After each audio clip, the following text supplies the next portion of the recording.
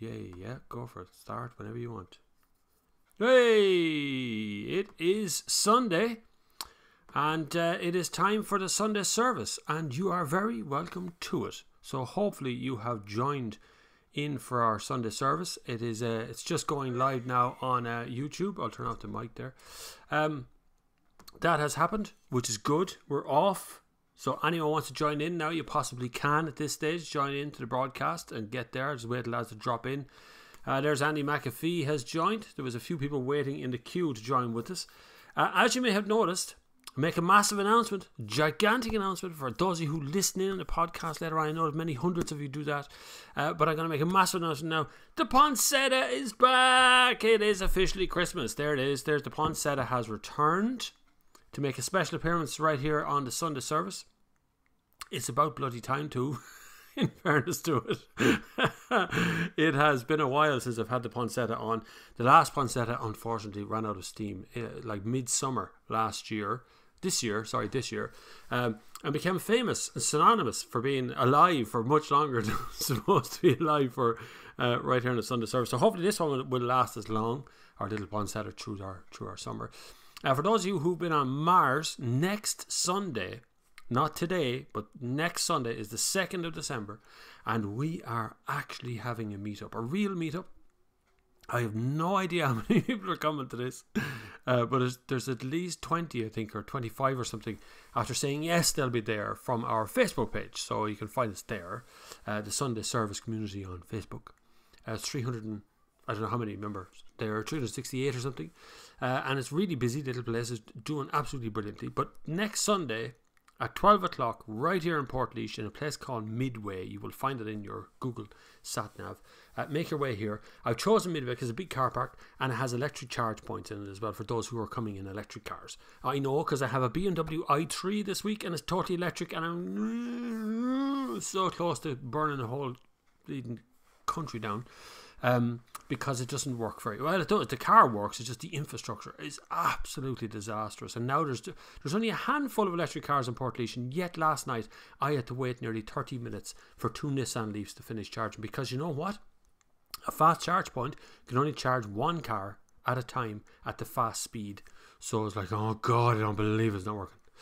Anyway, who has joined us? Eric Rocher is here. Colin F is here. James, Niall Burke, Brian Cullen, Tim Jenkins, Mick Mulcahy, Byron, Brian Masters, and Brian Cullen are all after joining us right here in the Sunday service. Thank you very much for joining. I have a coffee this week. The Poinsettia is back.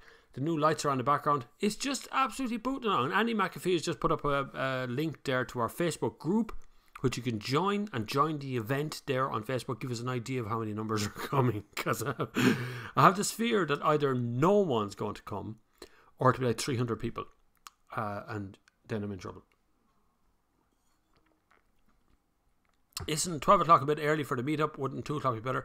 Well, you see, I want to give people a chance, because I'd love to do a live stream as well on Sunday.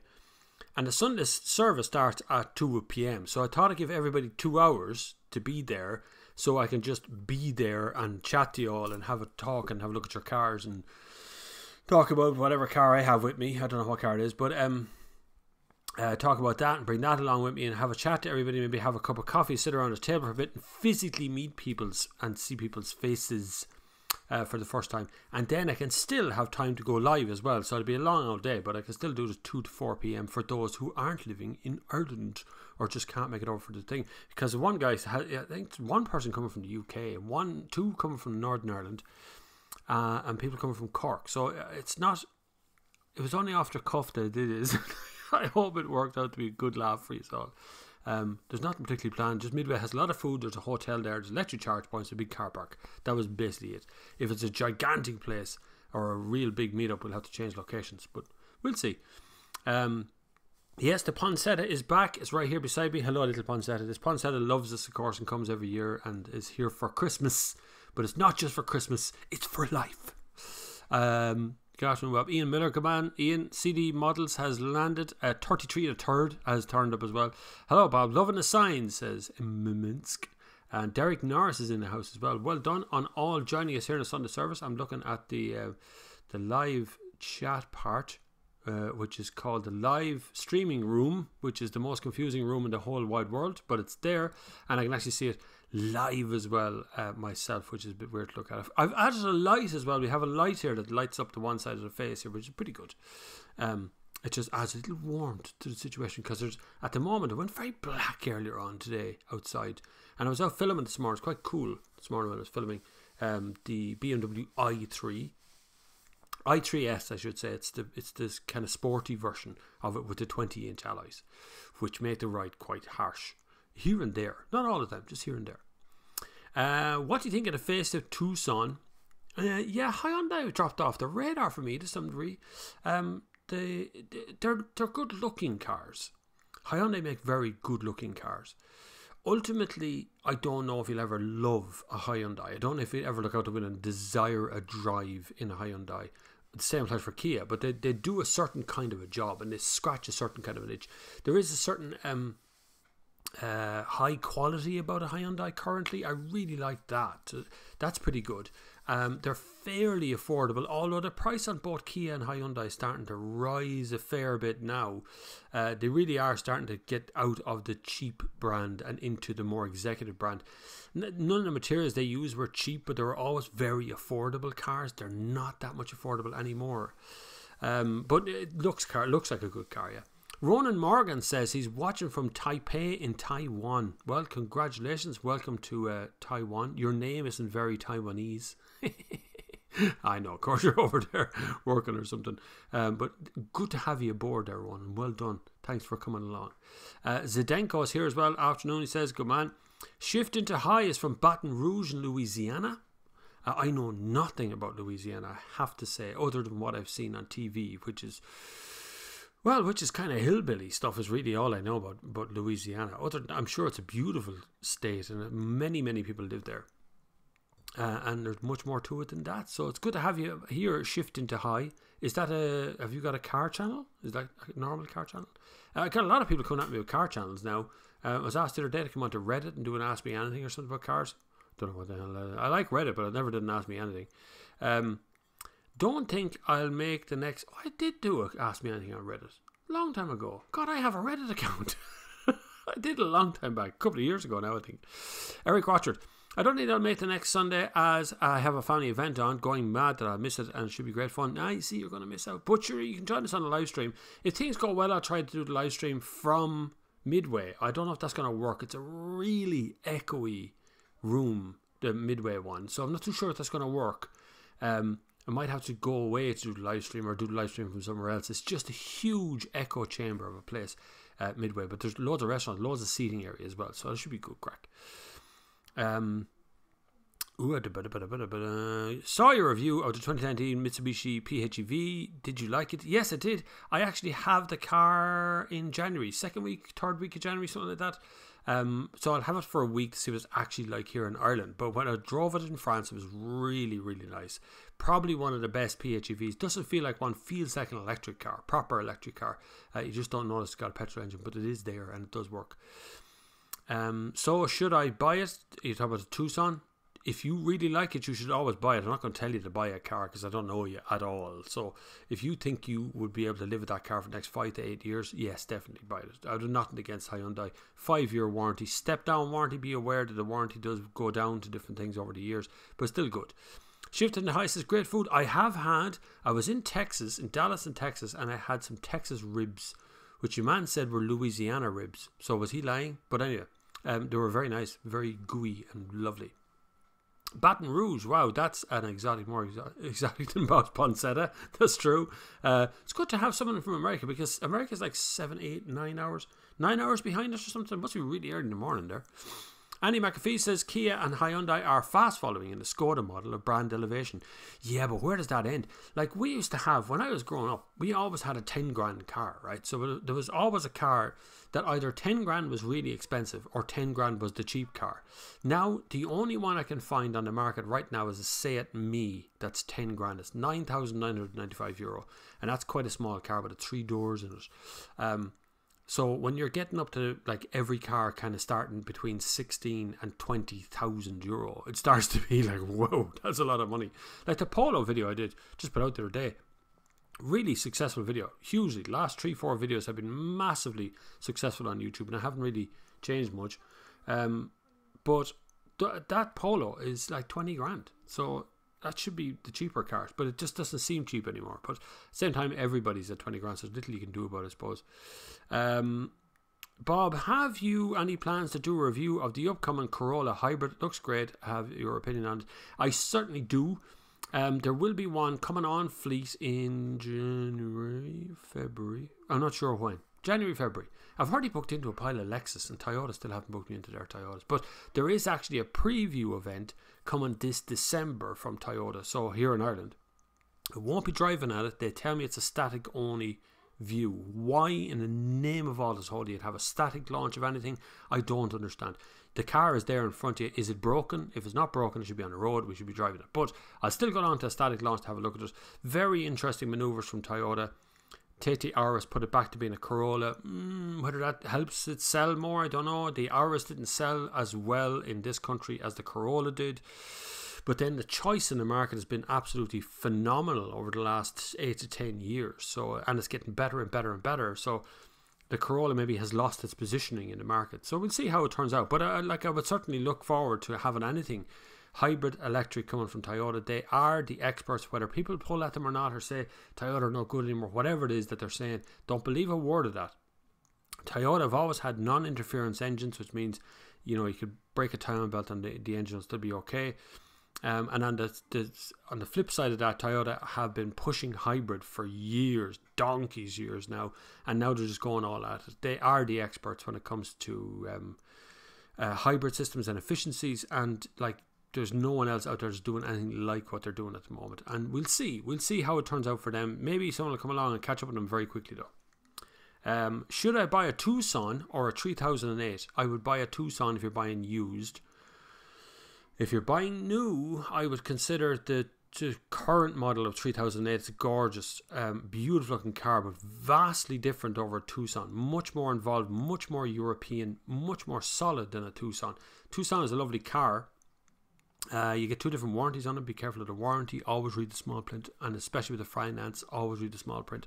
So be aware that it's a funny way that you've got to look at things, but you've got to look at them dispassionately. Stand back and go, do I want a 5-year warranty Hyundai Tucson that will probably go forever, or do I want a Peugeot 3008 that's going to be absolutely phenomenal to own and drive, but you know, has it got the longevity of a Hyundai? It's hard to look at one or over the other. Personally speaking, I would pick the 3008. I think it's a gorgeous car, just a perfect car. No channel, just a car guy. Bicycles are running, always need to get into high gear. Good man, that's good. Shift into high. I thought you had a car channel there. I do bicycles and running as well, although not to the same level as I should be doing. Just finished a half marathon the other week. Thought I was going to die. Never want to do one again after it, and now the week later I've already signed up for the next one.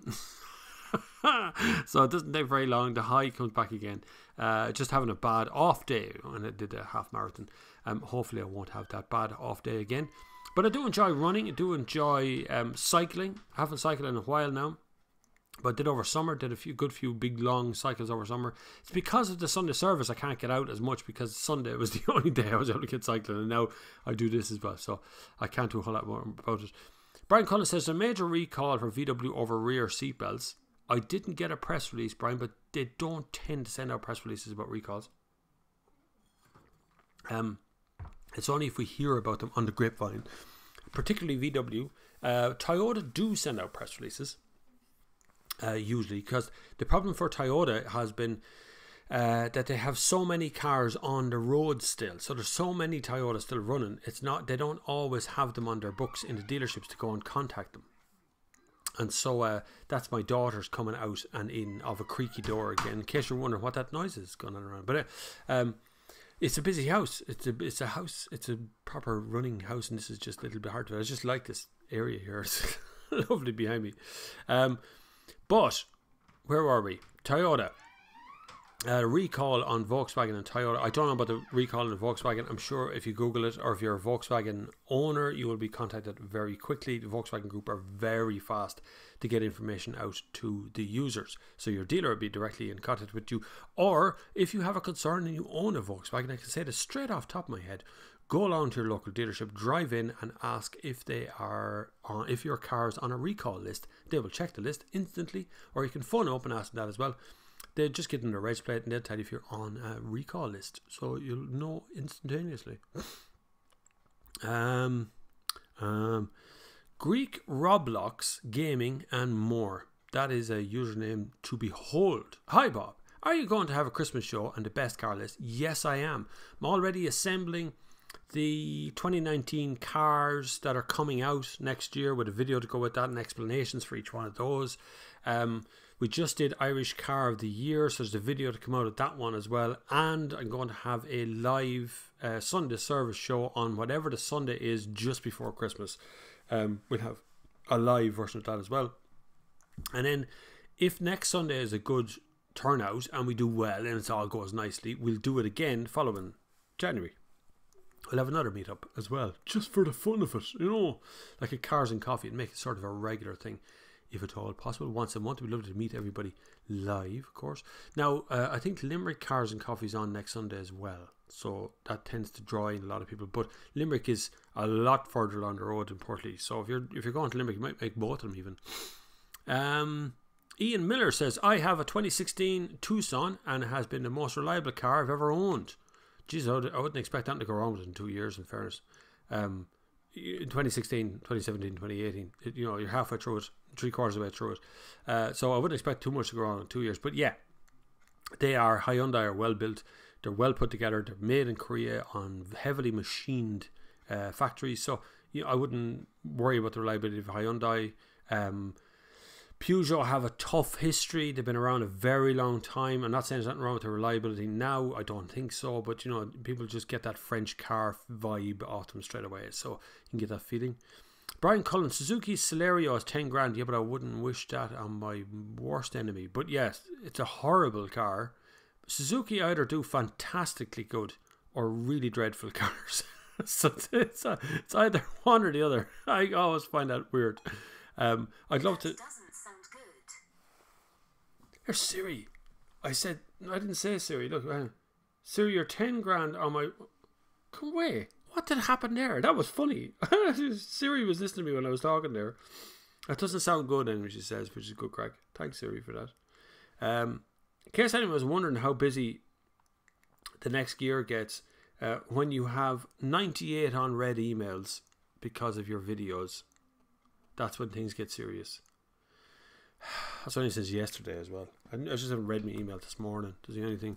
Anyway, Suzuki Celerio. Yeah, no, I wouldn't. No, stay away. Look, it was designed to be a really budget car, and I get it, it's really budget, right? I understand, but just that much budget, I think you'd kill yourself in that car.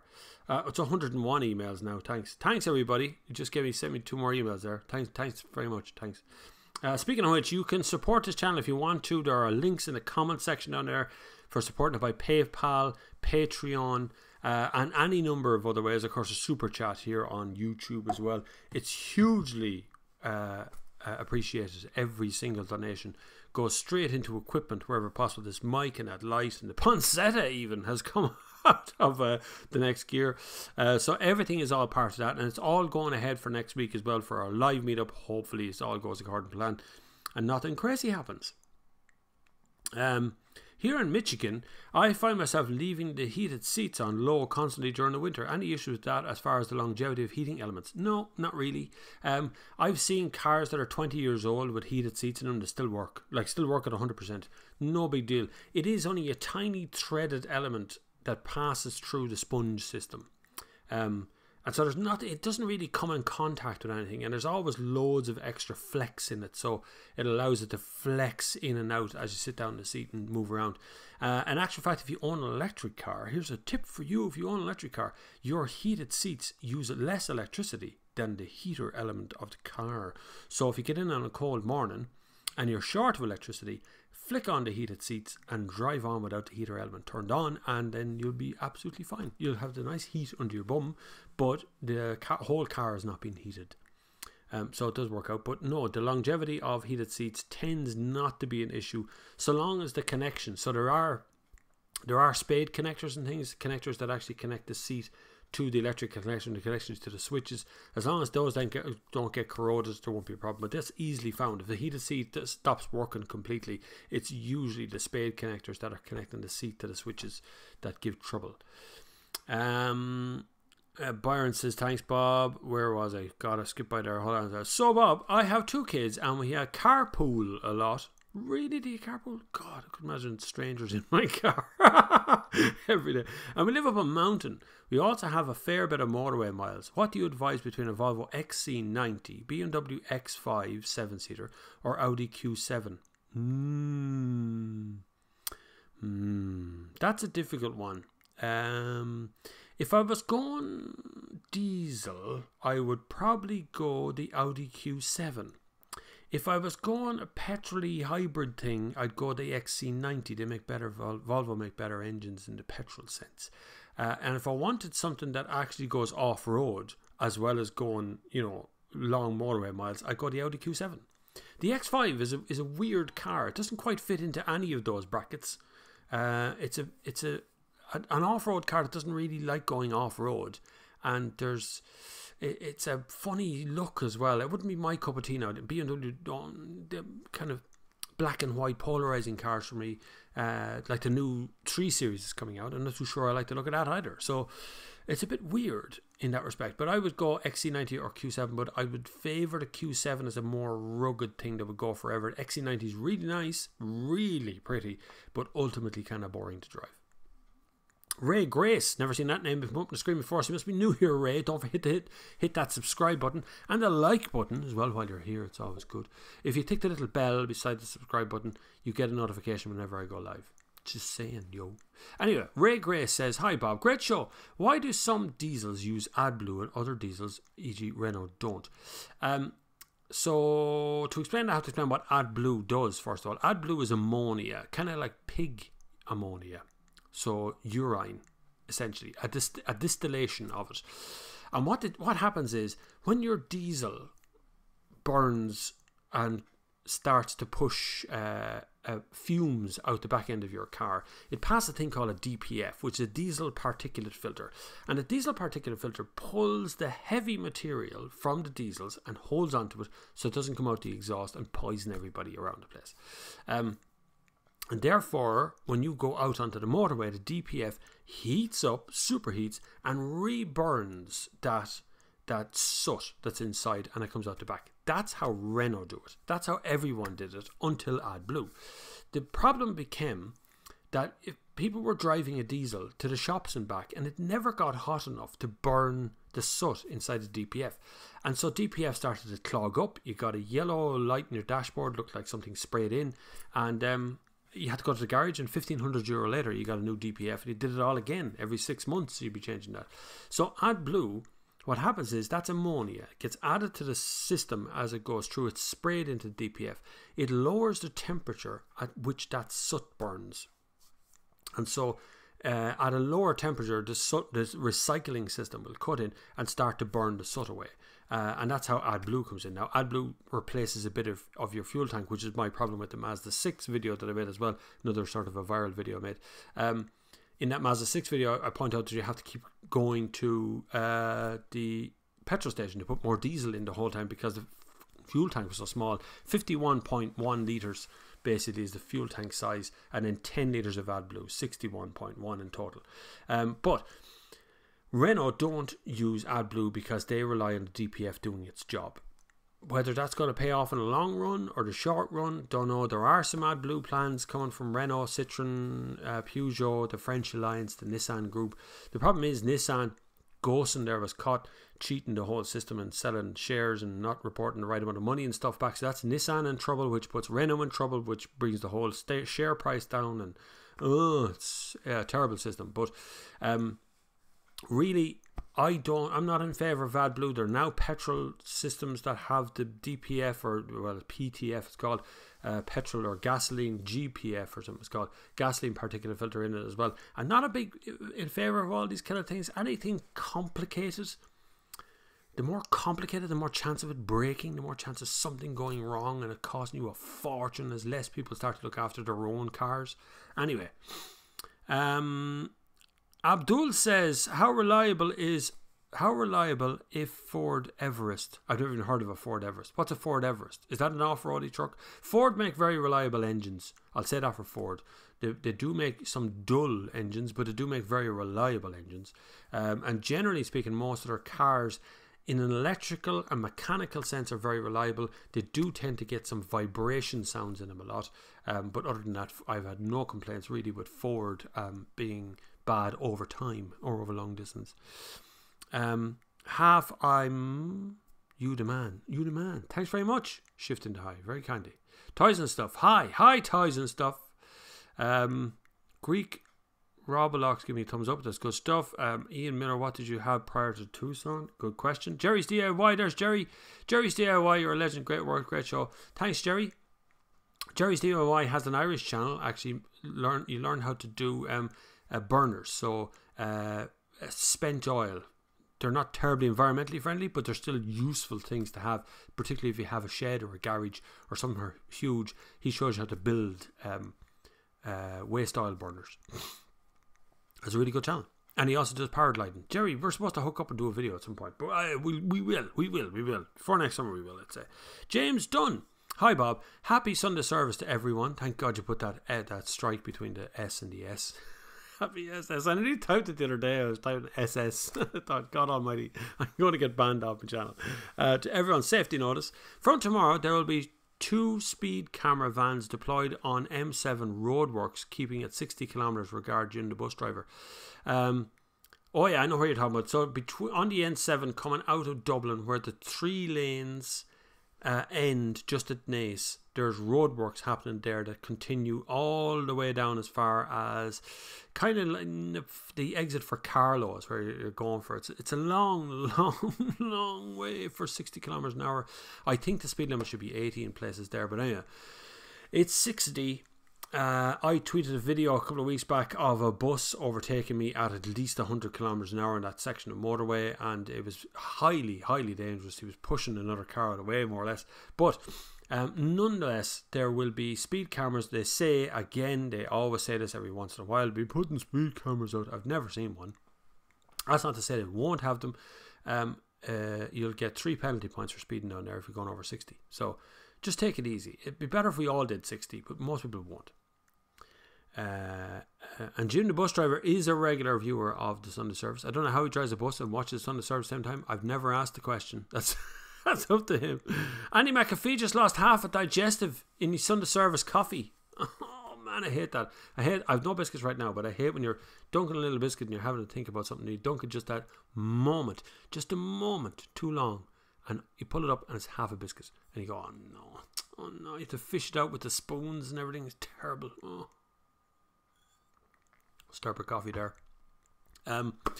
Currently in negotiations to do a radio show of this show, or a radio show about cars. It is coming.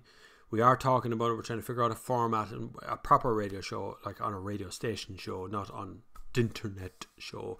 So that will go ahead and that will come out as a podcast as well. That I would look for the format of that probably being interviews, bringing car manufacturers, managing directors, PRs, some dealerships, that sort of stuff onto the show and talk about cars and talk about car history and stuff. So I think that's going to go ahead.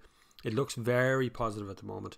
I will open it up to the internet so people can watch. Obviously, I'm much more internet based than I am anything else, but it'll be a proper radio show with ad breaks and things, which means I won't have to talk continuously for 2 hours absolutely straight every Sunday. But I will, of course, be here every Sunday. God, I never changed the Sunday service, not for a moment. Column F says, Bob, my young one is doing her test in the morning. Any tips? If she's done her prepared and she's prepared properly and done all of her lessons, I assume it's a driving test, then she should be fine. It's only a matter of staying calm. You can't cram for a driving test really at this stage. Mirror, signal, maneuver, these things should be repeated into your brain over and over again. The driving instructor tester that's with her should be treated as a passenger. I know it's very hard. You sit there trying to be on your best behaviour. In actual fact, after the driving test, you will never drive that way again for as long as you live. As soon as you get your licence, you're out. You just go and start doing your own thing. There's no more tests. Remain calm. Don't drink too much coffee. Don't drink too much tea. Don't get overexcited. Go out and do your best. If you fail, you get to take it again. It's one of those kind of tests. It's not a big deal. It's not the worst thing that could ever happen in the world. It's lovely to pass them the first time. I passed mine the first time, but I had a learner driver's license for years. So I couldn't care less what your man said beside me. And then, yeah, take me test. How you going? Yeah, we just go up this hill there. Turn left here. Yeah, sure. Yeah. Do the road. Yeah, whatever. Yeah, there you go. I passed it. It was easy done. So if you treat the passenger, the tester, as a passenger, generally people who fail the test fail on repeating the same mistake again and again. So when they fail to look at their left mirror, they fail to look at the mirrors in the rear view mirror, they fail to look out the right side, they fail on observation, but they fail multiple times during the test rather than just failing the once as it happens one time. You go, oh God, I forgot to look right. Usually it's because you forgot to look right forever on every corner. So, this good part is go out on a familiar route, drive the route in the morning and see if you can get it done, and come back and just take the test. Don't get too hung up on it. It's not the end of the world if they fail. Congratulate her and buy her a cup of coffee and a slice of cake afterwards, whether she passes or fails. It makes no difference.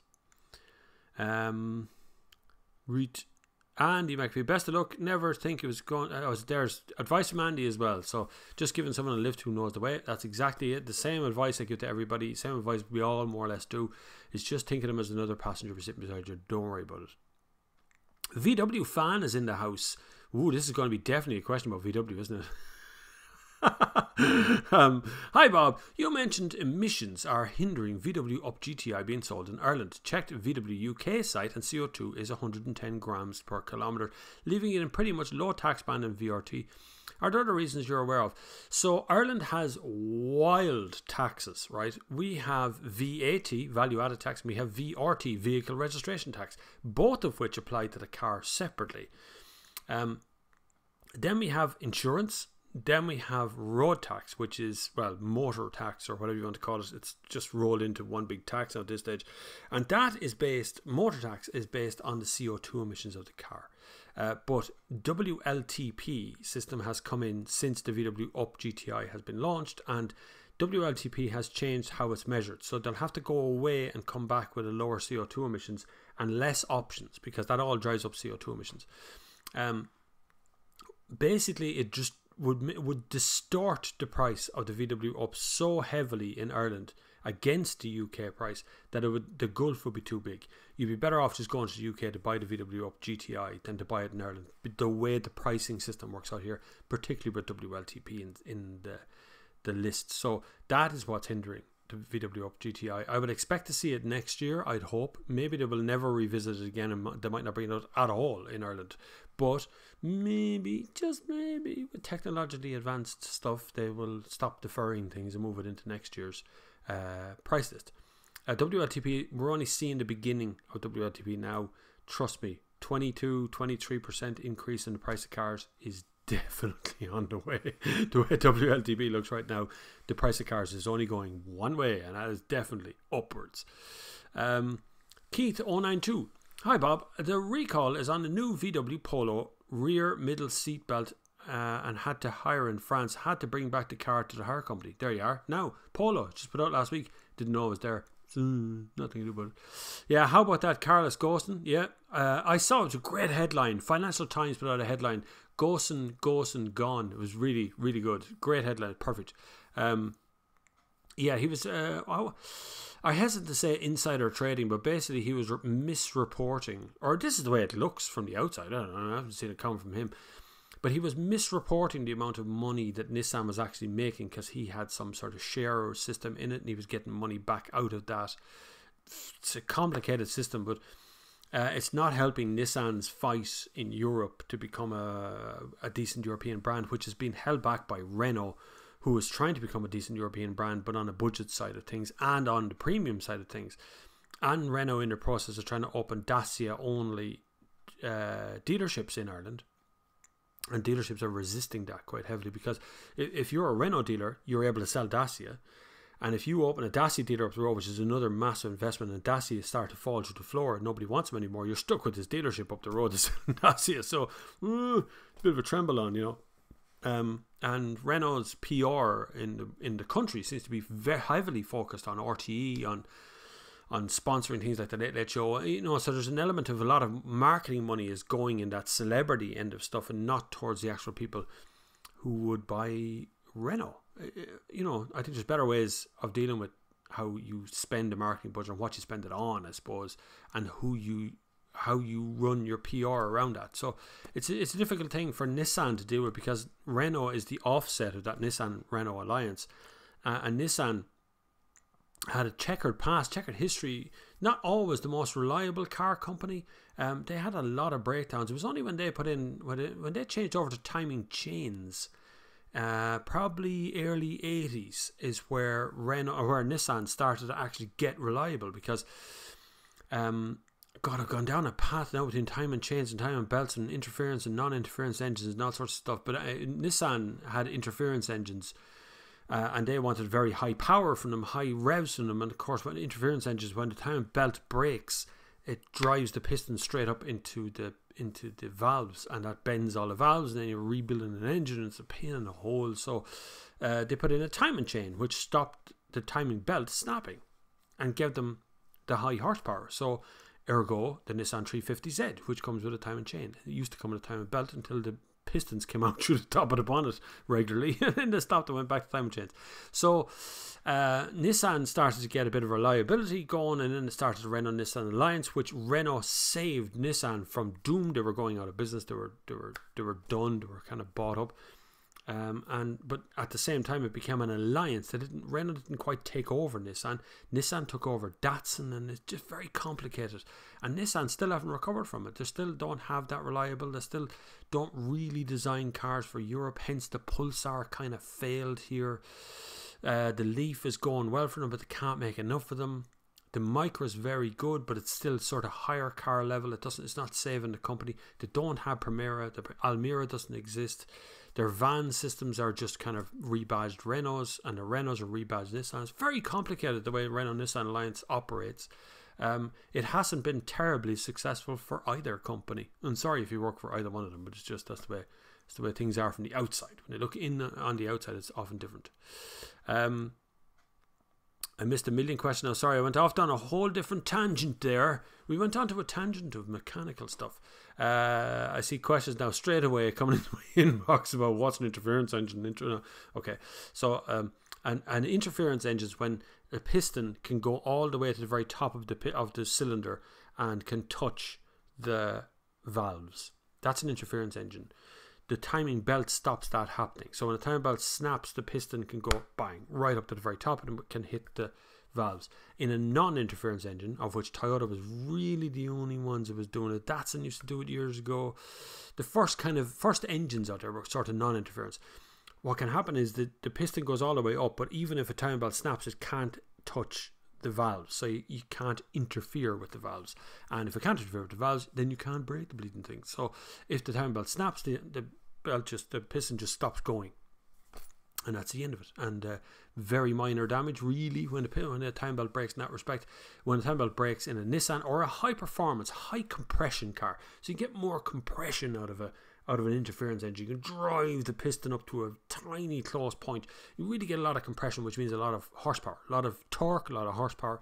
But when things go wrong, they go catastrophically wrong. It means you're tearing off a head, you're pulling out all the valves, you're trying to straighten valves, buy new bent valves and all that. It's just a pain in the ass. So if you want a car that you can drive hard, and if you break a timing belt, you don't have to worry about it. Then you buy a non-interference engined car. Generally speaking, most of them from 1980 something straight through to today are Toyota engines. And anything with an Aisin gearbox is also pretty good. Aisin gearboxes are racing gearboxes, and they also make truck gearboxes and huge gearboxes, so they're pretty good at that as well. So Aisin gearboxes mixed with a non-interference engine, you'll have a car that will last forever, as long as you treat it right. Change the oil regularly.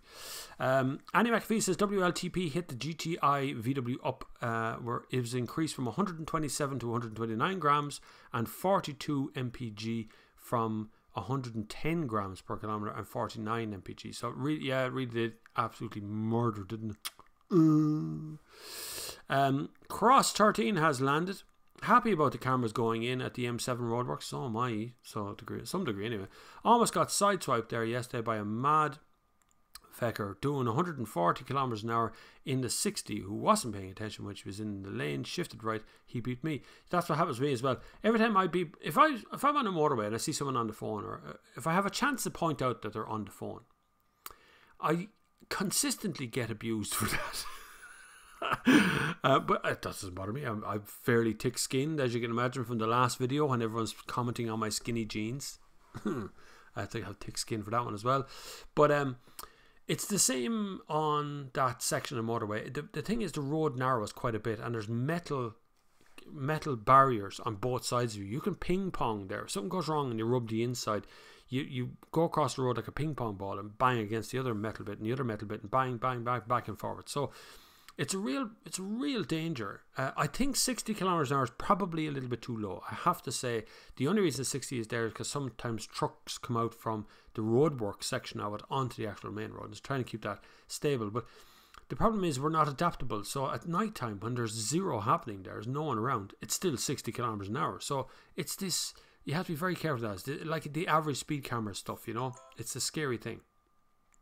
Isaac Clark must have had a bit of an issue there. Good old Isaac. Isaac, just be cool, right? Ask questions and no one deletes your stuff. Other than that, you'd be held hostage forever. See how many emails I got here now. You can support this channel. It'd be brilliant if you could. It'd be absolutely fantastic if you could, actually. But if you can't, it's okay. Just subscribe here. But if you want to support the channel, there are links in the comments down below for PayPal, for Super Chat, for all those Patreons, and everything else you want to get is down below. If you really do want to fancy supporting this channel, because of course we are growing and it's starting to get pretty big. We're nearly at 31,000 subscribers. Nearly. Do you know that? I need about another 120 or something subscribers to get 31,000 people. The biggest car YouTube channel in Ireland. That's what I am now. By a long way as well, which is okay. I can live with that. Being caught up, of course, by Cars Ireland. My friend Sinead McCann, who never gets the chance to work with me anymore. She's too big now. She doesn't need to now. No, she's got, I think, 8,000 subscribers or something. She's up to it, so doing well as well. I don't really know. A complete car doing something, then there's someone else doing something. Who else is doing cars in Ireland? I forget now. That's about it, I think. There would only be a handful of us, in fairness, trying. There's another couple of channels that are trying to do it, but obviously not doing it with brand new cars, just doing it about cars, which is kind of cool. But if anybody ever wants to collaborate, just phone me up, like, or send me an email or something. I'm always open for ideas. Andy McPhee says, in my case, the digestive incident, I removed it and all was well until the plop. Even got some splashback out the gate. Ugh, that's disgusting, nearly. We're talking about tea and digestive biscuits though, not anything else. Brian Cullen, James, that warning, or the M7, is very timely because the route has us Dubliners will be taken if we're going to be the big meetup next Sunday. Yeah, definitely take it easy on that route. Coming down by, once you get to Naas, you'll start seeing the signs, the 60s, and then it goes from 80 to 60, I think. Just be aware on those transitional places where you're coming from 100 to 80 to 60s, where they tend to put speed cameras and things and detection zone automated cameras, average speed cameras. They're always on these transition periods because they know they can catch you there. God forbid they should want to prevent you from speeding. Education is never the answer. Just nail them every possible time. That's how the Gardaí do it. That's how the speed cameras do it. They just nail you. They don't be nice about it. They just catch you. No prevention is needed, of course. They had average speed cameras up for a while, but they weren't issuing fines. If they did put out fines, half the commuters on that route would have enough points to ban by the end of the week. That's the problem, is that people in Ireland believe it's, when they see 60, they go 80. When they see 80, they do 100. When they see 100, they do 120, and so on. It just goes on and on and on. We're not alone. We're not the worst drivers in Europe, not by a long way. But we're not very good. Irish drivers are pretty lackadaisical, we say, about driving on the road. Taxi for Isaac. Yes, Isaac. Goodbye, Isaac. See you later. Bob, got a run? No, literally going for a run. Raining later. Love the show. Good man. Shift into high. Enjoy the run. You know what's going to happen at the end of the run. You'll struggle through, but at the end of it, you'll feel great. And that's the most important part. I hope to get a run in today. It might be in the dark tonight, though. I don't think I'm going to have time to run from between 4 and dinner time. So I might wait till after dinner and go for a run then in the dark with my little head torch and go out that way. Ronan Morgan, hey Bob, 3 questions for you. 3. The answer shall be 3, not 4. The answer shall be 3. The number 2 shall not be made. Oh, sorry. The best car you drove so far this year, the Volkswagen Touareg. If you're looking for a real car, a normal car, that was the best car for everything. Everything. You could go as the crow flies across houses. You could park on top of things you wanted to. You go up a mountain. You could drive to the Arctic. Do whatever you want to do, but at the same time, just drive the kids to school or head down to Tesco's and have, get your shopping or go to Aldi or whatever. It's fine. Massive, but yet nimble, really economical, way better than a Range Rover, Land Rover, any of those, way out of its league stuff. Absolutely beautiful car to drive. Voted for it to be the overall car of the year this year. I failed because people go with their own thing. The overall car was the XC40, but I actually give the XC40 very high votes as well. But I just thought the best car for Ireland, the most Irish car you could ever find, was the Touareg this year. But to drive though, to actually own and drive, if you want to have a bit of fun, it had to be the RS3. Audi do such a good job in that saloon RS3. Looks amazing to see. RS4 is very good as well, but I think it's just too much of a lunatic. RS3 would be the one I'd probably buy. So there's 2 best cars I drove this year. Second question, Ronan Morgan, was car 2. Car you look forward to most driving next year? Oh, I never really try to look forward too hard to any car because so much goes on between now and the time the car is actually launched. I'm looking forward to driving the Mitsubishi PHEV, the Outlander PHEV, just because it's one of those, it's like the future but the past all rolled into one, and I kind of like that idea. Ford have a couple of interesting cars coming next year, which would be electric cars or hybrid versions of them. I drove the hybrid Mondeo. It was just a Mondeo with a battery in the boot. It takes up all the boot space. Video on that very soon. I want to see where BMW is going to take the i system. That's going to be very interesting. The Audi e-tron, I'm dying to have a go at that thing. It's going to have an awful waiting list. Audi never get enough of them in this country. Audi Ireland are so tight on money. I don't understand how Audi do it, but it's very tight on time and money and stuff. They only seem to put a car on for 2 months, and they only get one car, and they don't have enough car for press cars and all that sort of stuff. It's hard to review stuff here in this country because we're treated like press here are treated in 3 different ways. There's like the chosen few and then the rest of them. So it's very hard to get a hold of these cars. So there's some of the cars I'm looking forward to driving if I get a chance to drive them. I want to see where Audi's going to take that infotainment system and how they're going to manage 400 kilometers. The one I know I'm going to be driving in late January is the Jaguar I-Pace. I've already had a quick spin it. Really good. I'm looking forward to that one again, for sure. Ronan, question 3. The number of questions shall be 3. Car you'd buy for yourself if you had 40k. 40k. I'd buy a bang entry level I was going to say I'd buy an entry level Dacia Duster and go on a gigantic holiday afterwards. I would buy an electric car. If I was buying a brand new car for less than 40k, I would buy an electric car. Currently the choices are not great. It would sort of have to the Nissan Leaf, because that only fits into the 40k mark. But I'd probably want an e-Golf or something like that, or maybe I'd buy a used electric car. But I'd definitely go along the route of an electric car at the moment. I find them very easy to use. Very interesting things to drive. I'm in the i3 all weekend. I wouldn't buy the i3. It just doesn't suit the family. The 2 back doors thing just drives me absolutely spare.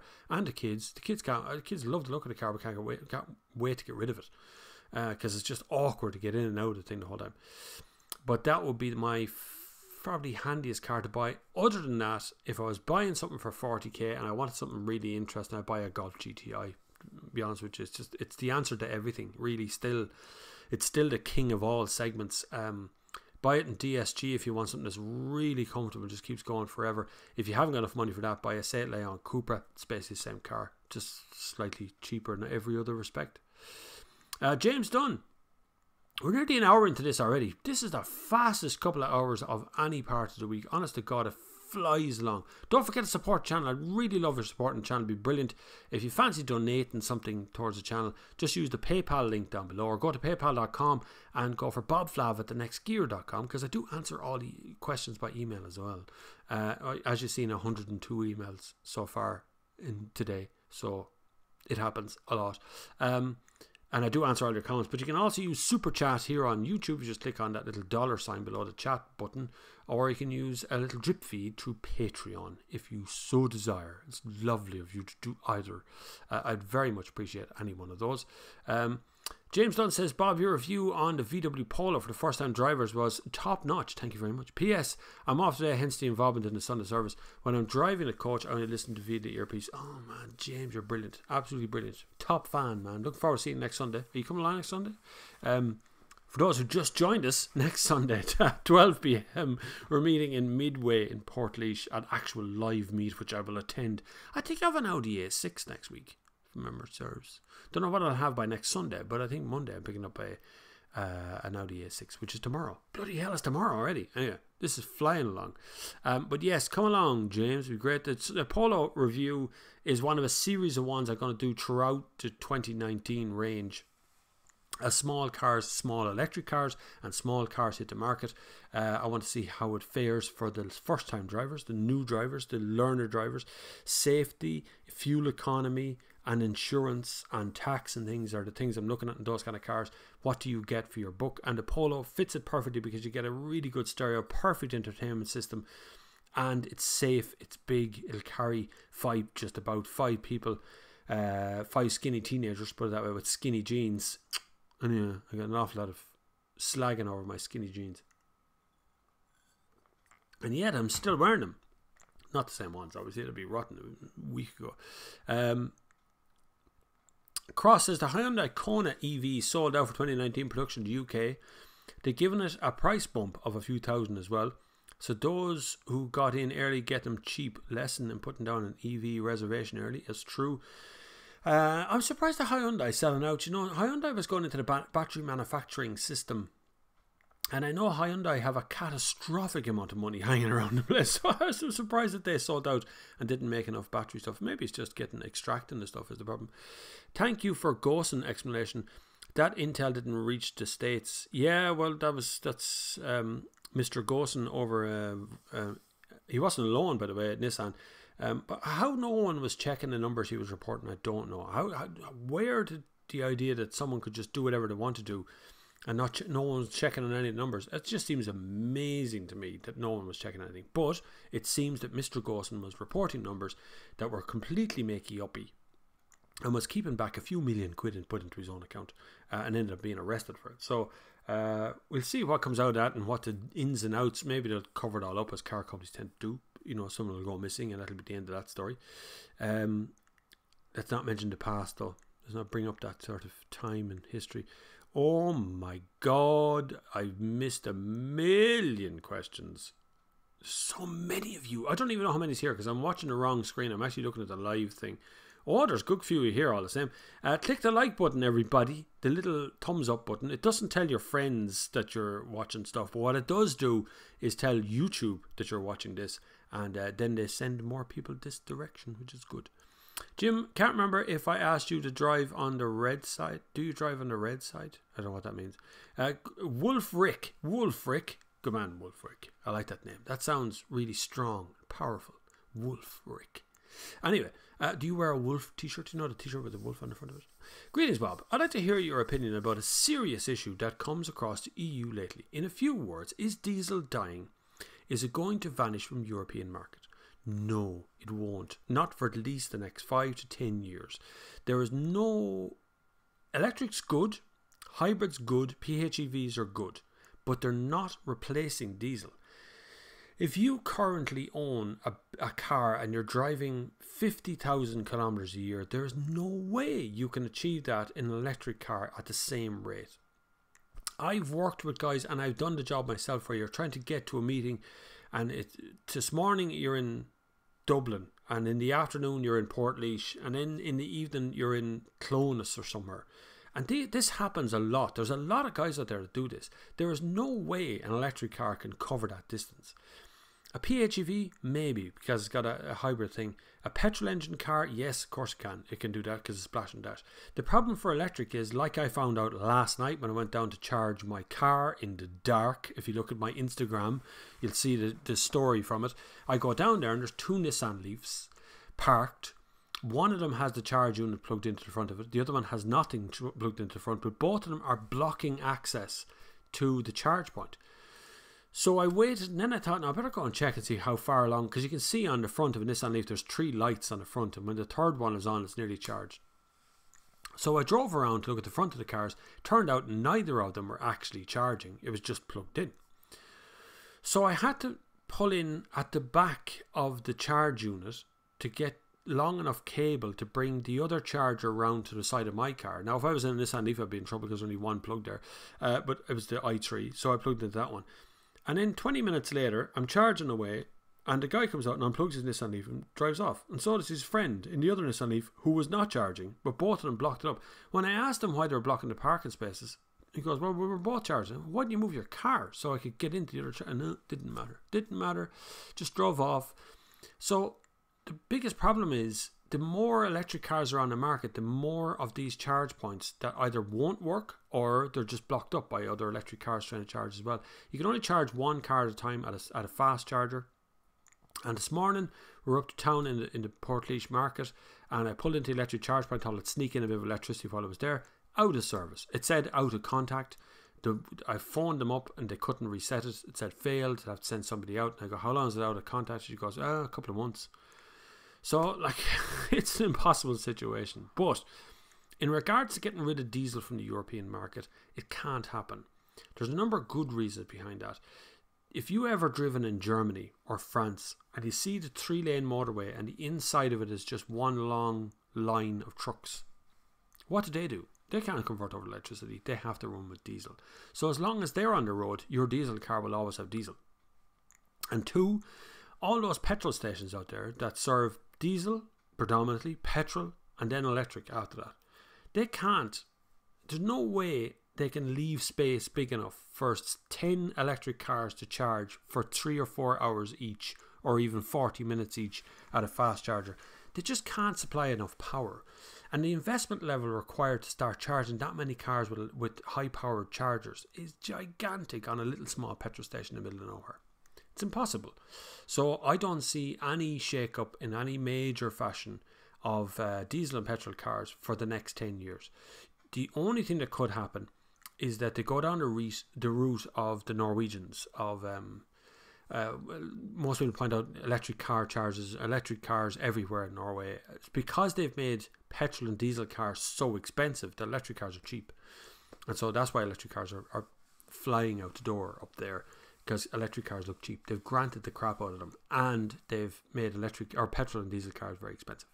So I don't think there's any real reason right now to start panicking in 5 or 6 years' time, or going, next 3 years is going to be gone. It won't. It'll be 10 years at least. It'll be 20 years before we see automated driving in any sort of useful way. 10 years before we see the end of the ICE engine. And I think everything else is just codology by people making up a headline. Sorry to was it CarZone that sent out a press release recently talking about the revolution that changed from petrol to diesel in 2008 could happen again to electric. It won't, because you can't even get the bloody cars.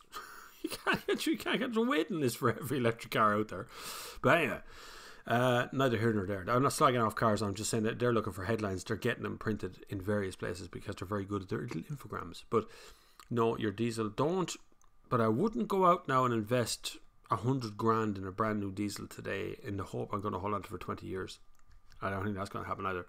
Anyway, Bob, my brother has an Audi Q7 162 S-Line. Good car. I really like the look of it, but do you think it looks like an estate? The Q7? No. They're all supposed to look like off-road cars. I need a Q-Ranger off-road, but they can get longer. But it's the off-road look that they're after. Q7 is the nicer one of the bunch, I think. I think the Q8 is a bit weird looking. Very Russian, very Eastern European, very Chinese or something on the Q8, but the Q7 looks good.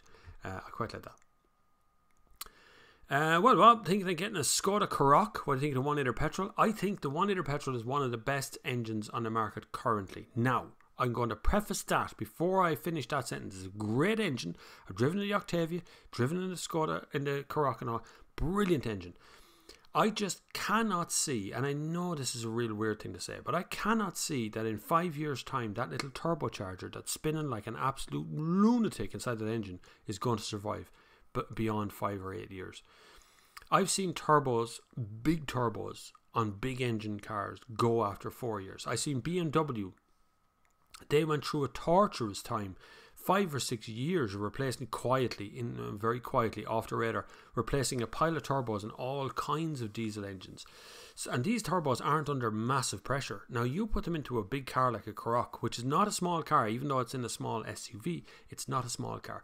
You put into that Karoq and you talk about a little turbo there that's spinning away at 250,000 RPM for the whole lifetime. It could not last beyond 5 years. So I'd be very cautious of longevity. That said, that 1 litre turbo petrol is an absolutely outstanding engine. Fuel economy is probably not what Skoda say it is, but it's not far off it now, in fairness. But it's a hard place to be. Everybody wants more fuel economy, but still wants high horsepower, which is why people slag off that little Polo video I made where I said 65 horsepower is enough.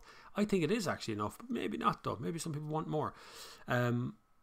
We're penalised to try and get that. We say it's a 1 litre engine. Is it a turbo? Yeah, it's a turbo. Oh, well, it's a turbo car. Oh, right, okay, your insurance goes up. So fuel economy, low CO2, low emissions, but high horsepower, loads of fun. That's really hard to achieve and everything, but that 1 litre tries to do its best. I'm going to take a drink out of this thing here, which sounds like it's sucking when you let it go, because it's one of those, it doesn't drip, but you don't have to close it. It's a funny little Asics bottle. Anyway, where were we? Brian Cullen. Bob, I think you're a bit down on Nissan. Reliability is probably better than average. Their Micra and Qashqai models have been hugely successful, and having owned a Note, they're amazing too. Depends if we're talking about amazing in reliability, it's questionable. Some of the stuff they do is very, very good. Some of the cars they make is very, very good, but when you look at reliability, what they can and can't do, you want something to last 20, 30 years. Nissan would probably not be the way to go. I'm talking about older engine stuff, second-hand cars, used cars over time. Qashqai sold very, very well. The 1.5 DCI engine that they have is an outstanding engine for a combination of reliability and just accessibility and fuel economy and stuff. It does very well. They're kind of out of ideas now. They're into 1.6 reboring that one, so it's not doing as well. It's not very refined anymore, but they do make reliable cars, but it's not on that I was basing on. It's on the interference and non-interference engines that I was talking about. Nissan do an interference engine, so if something goes wrong, it's going to go catastrophically wrong. Where are we? Just look at this thing over here. 67 of you watching us, very good. 42 likes, that's grand. That's all going according to plan. But if you could click the like button, or you can click the links down below to support the channel, which is PayPal, Patreon, or Super Chat would be brilliant. Any one of those is always good. It's nice to have a little tip to give up to 2 hours of a Sunday to talk here religiously without an ad break. I wish I had an ad break. Could I not have an ad break? I can do ad breaks. I have a little thing in here that allows me to be able to flick in ad breaks, but I don't like doing it because I don't have any advertisers either. So that's also why some car companies are very hesitant to give me cars, by the way, because I don't have any ads. So you can't, take an ad out in my publication as well as give me a review of a car. And so there's an element of that some car companies go, I don't know if I should give you that car. You might not be big enough. And you go, yeah, right. Plus, they don't know what I'm going to say about cars. So that always terrifies them. Eric Quattro says, on the N7, I pass there a few times a week, and I've seen some very close ones. The amount of time I've been overtaken by Arctics and buses is scary. That's what scares me most, to be honest with you. Particularly when you see two articulated trucks and one is overtaking the other, and there's inches to spare on either side of the truck. It's ridiculous. It's ridiculous to make up. I bet you if you were to take a car from Portlaoise to Dublin and he drove there at the speed limit, keeping it perfectly, and then you sped all the way there, I'd say the difference is probably 5 or 6 minutes. That's it. You're talking about 5 minutes for 3 penalty points for 3 years. It's a ridiculous thing to think about doing. Being honest with you, I use cruise control and then I use active cruise control when it's there as well. But I use cruise control most of the time. I don't really speed. So most people think that car journalists all drive like lunatics and everybody drives like Jeremy Clarkson around the track. He's always on a track when he was speeding. They don't speed on the road. Honest to God, they don't. Clarkson hasn't even got any penalty points. Neither do I. Not of any. I don't know any journalist that... Oh no, I know. I think I know 2 journalists that have a couple of penalty points. I have had them in the past. I had 2... When penalty points first started, I got 2. That was 2005, I think. And then I got 3 one evening as a motor journalist coming out of... it was when the 3 penalty points just started as well. Coming out of the Dublin airport one night after being away somewhere at a launch. I was coming out and I was coming through a roundabout. There was a speed camera on the side of the road and I was doing 76 in a 70. Or in a 60. No, 76 in a 70 or 80. I can't remember. I was going fast. I was speeding. Not saying I wasn't speeding. I was speeding. I accepted the penalty points. I didn't argue with them. But I was shooting fish in the barrel that night. In fairness, I was tired. Just wanted to get home. Anyway, it made a difference. I waited to run out. I'm now clear of penalty points again. So I'm at 0. So don't get penalty points. The best thing I can say to you. Annie McAfee says, oh, wait now. What's that say? ISSAC was seemingly a rather religiously aggressive Trump supporter randomly. Did you know he's our saviour? Who's that? Isaac. Oh, Isaac. Sorry, Isaac. God, I was all in capitals, so I got really confused there. Can you buy Ladas in Bonnie, Ireland? No. There's no Ladas dealership. You can import Ladas from Russia. You can always get a Fiat 124 from Fiat, which is a Lada. There is quite a trade in old Russian kind of communist era cars here as well. There is a few hanging about the place. Lada would be one of them. So you can get them around the place, but not really. They're not for sale. There's no dealerships of Lada here. No one would want one. No one would buy one either. I think your beloved Tida has coloured your view. No, it's just engines, purely engines between Renault and Nissan. They're not as reliable as people make them out to be. There is a lot of recalls, a lot of problems with them. Not problems with them, but it's the reason that Nissan is transferring over to electric and getting away from ICE engines. It's a lot of work. There's a lot more to the history of Japanese cars and Japanese reliability than you might think. And a lot of it stems from high performance cars, which is why the majority of Japanese car makers have stayed away from high performance cars in the last 2 decades or decade, you know, in that range, because if you want to go fast, you need to have an interference engine. When you have an interference engine, it's the end of the car when it breaks. Where do you think where do you see diesel cars in 10 to 15 years time take me? I think they will go the way of the horse, kind of, so to speak. So when horses used to be beaten to death in the street once upon a time, they were beaten to the end of their life. They were not fed well. They were very badly treated and they were very badly used because there was no other alternative. The only thing to do was get a horse, and you'd use the horse to pull carts and do ploughing out the back, and the horse was everything to the house. And then cars came along and slowly began to replace the horse. And then we elevated the horse, so the horse became racehorse, thoroughbred, minded and traded and sold and expensive, and, you know, it's very well looked after all of a sudden because cars came along. Now electric cars are coming along and diesel and petrol cars look old fashioned beside them, and we're getting to the point where they're going to be elevated up to that point. Now, I'm not saying you're going to save, I don't know, a Nissan Primera diesel. It's not worth saving. It's a fairly rubbish car to begin with. But, you know, so there'll be an element of diesel cars being elevated at that point. But I don't think diesel cars are going to be gone in 15 years. Unless Europe does something really drastically quick with diesel, with the taxation of diesel. That's the only way you get rid of it in a hurry, is to do it that way. But I just don't see it going to be that fast, because the rebellion, the amount of, like, it's 92% of European market is diesel. You can't just suddenly tax that 92% of drivers. They're paying enough tax as it is. It would be catastrophic, like. So in 15 years' time, I think it will still be the same. We just won't have bought as much diesel. I think the market will settle back down to 40% diesel and 60% petrol, or 41% of this and 52% of that, or whatever it's going to be. It'll be a little bit electric, a little bit stuff. Over the next 15 years, you'll see it pan out. I think if I was going to buy a brand new car today, I would definitely be looking at electric or PHEV, but probably more hybrid than PHEV. I think PHEV is a really Oh, it's a weird way of going. The amount of boot space you lose for those extra batteries, and it's this 30 kilometers that you get out. It's like, oh my god. I had the 530e recently, and Jesus, you got to press that button over and over again, trying to figure out which one you're going to use, how far you can go. Can you save electricity? Can you generate electricity? It's just a pain in the hole to use them. Paying €25 a litre at the pumps to this rate. Yeah, to keep going with all that emission stuff. Hopefully emissions fines for 2020 are taking almost €800 million out of the budget. Prediction of fines about 5 billion for 2025-2030 if we don't get our act together. That is the best way of looking at it, lads. Right now we are paying fines to Europe, as Ireland is paying fines to Europe, because we are breaching our emissions every single year. We have 12 years left, was that report to come out recently, before unalterable changes happen to our environment. Where even if we 13 years from now, if we started and really hard at it, did something about our environmental changes, it wouldn't make a difference. We're on the path of destruction.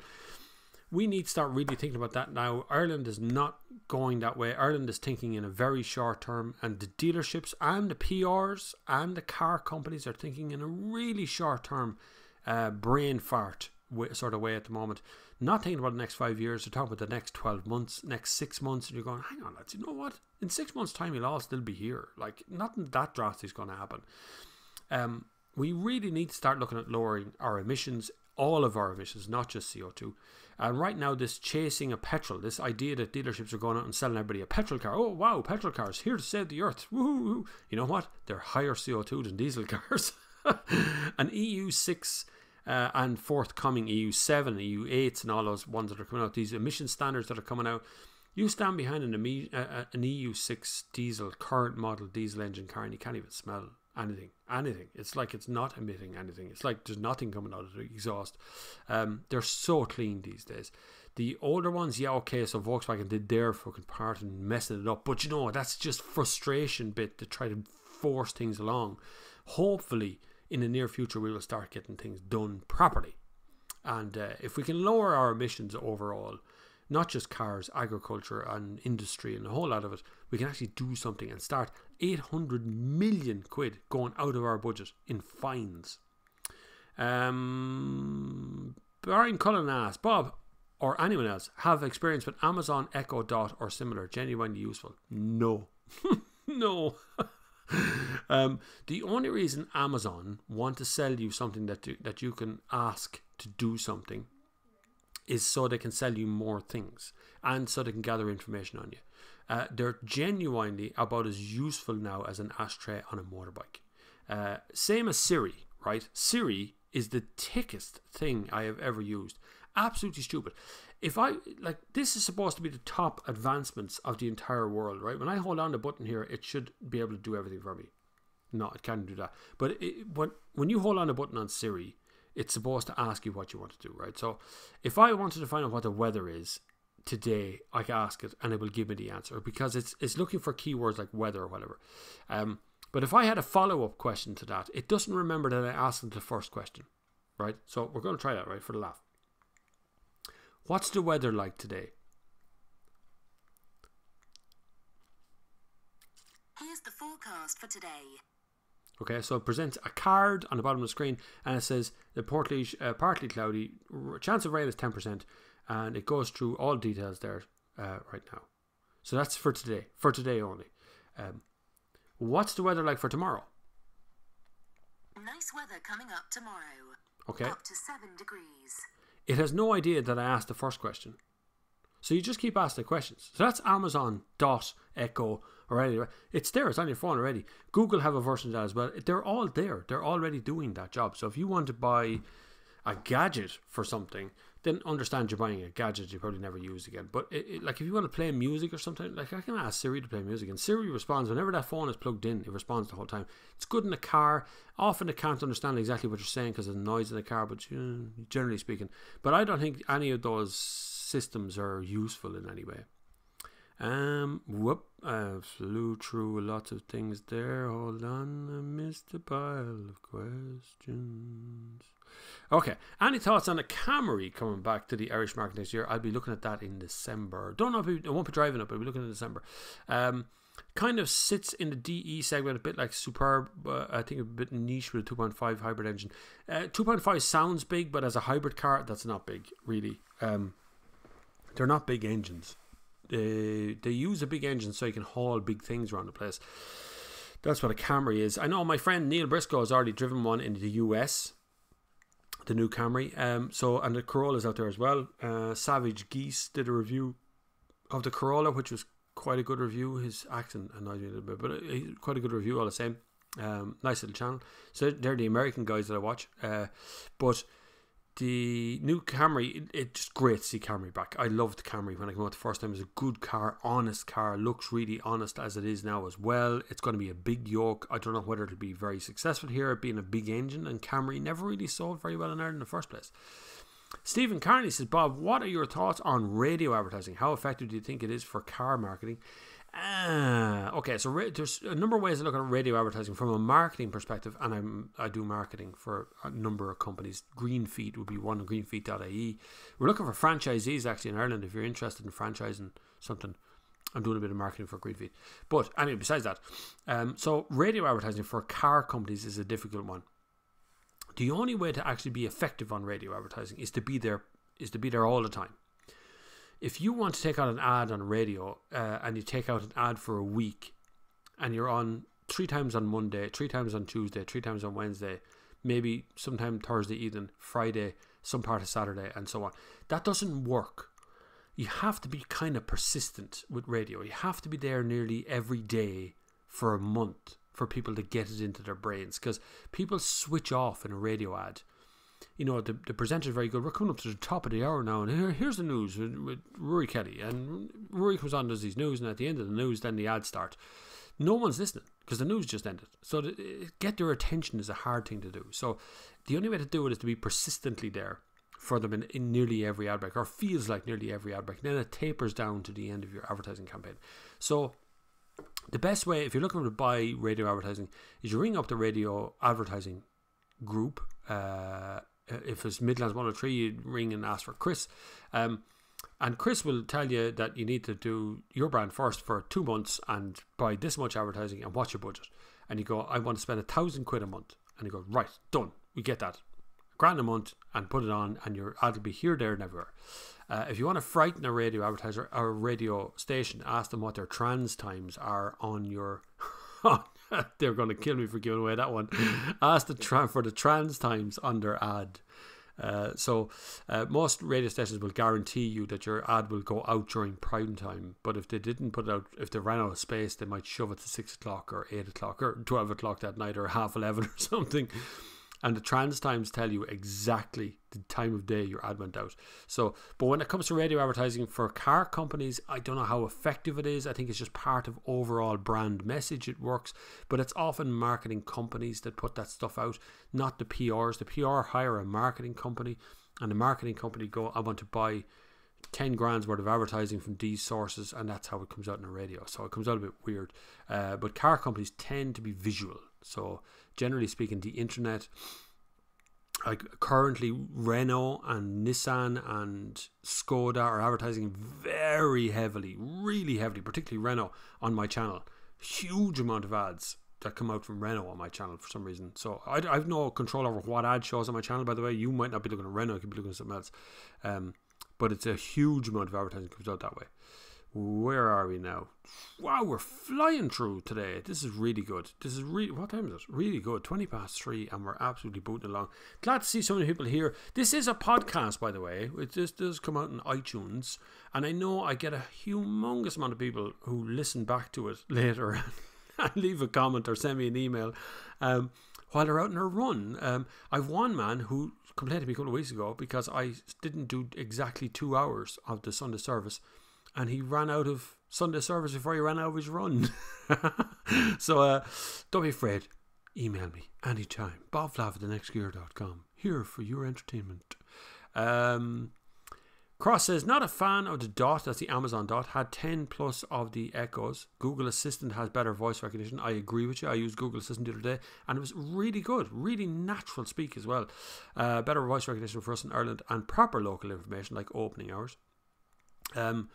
Siri's as thick as a plank. Honest to God, it's dumb, stupid thing. Just only vaguely understands half of what you're saying. And even then has no recollection of what you asked it already. So you're always asking the question as if it just woke up a minute ago from a coma of 15 years. And then it just fires, just goes off and does a Google search is all it's doing. It's just searching through the yoke and just fire Wolfram Alpha at you, you know.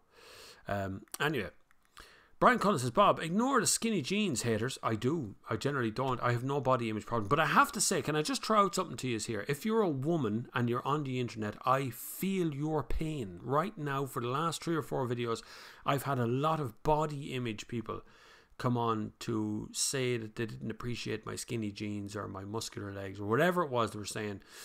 And I'm too old to wear skinny jeans and stuff. I don't understand what business it is of theirs what I wear. It's car review.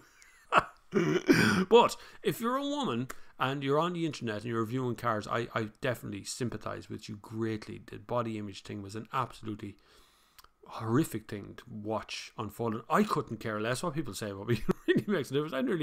I'm 8 or 9 years doing this. I've heard it all before, so at this stage I don't really care. But Brian Cullen points out, Bob, ignore the skinny jeans haters. It's only envy. They wish they could fit into them with their fat legs.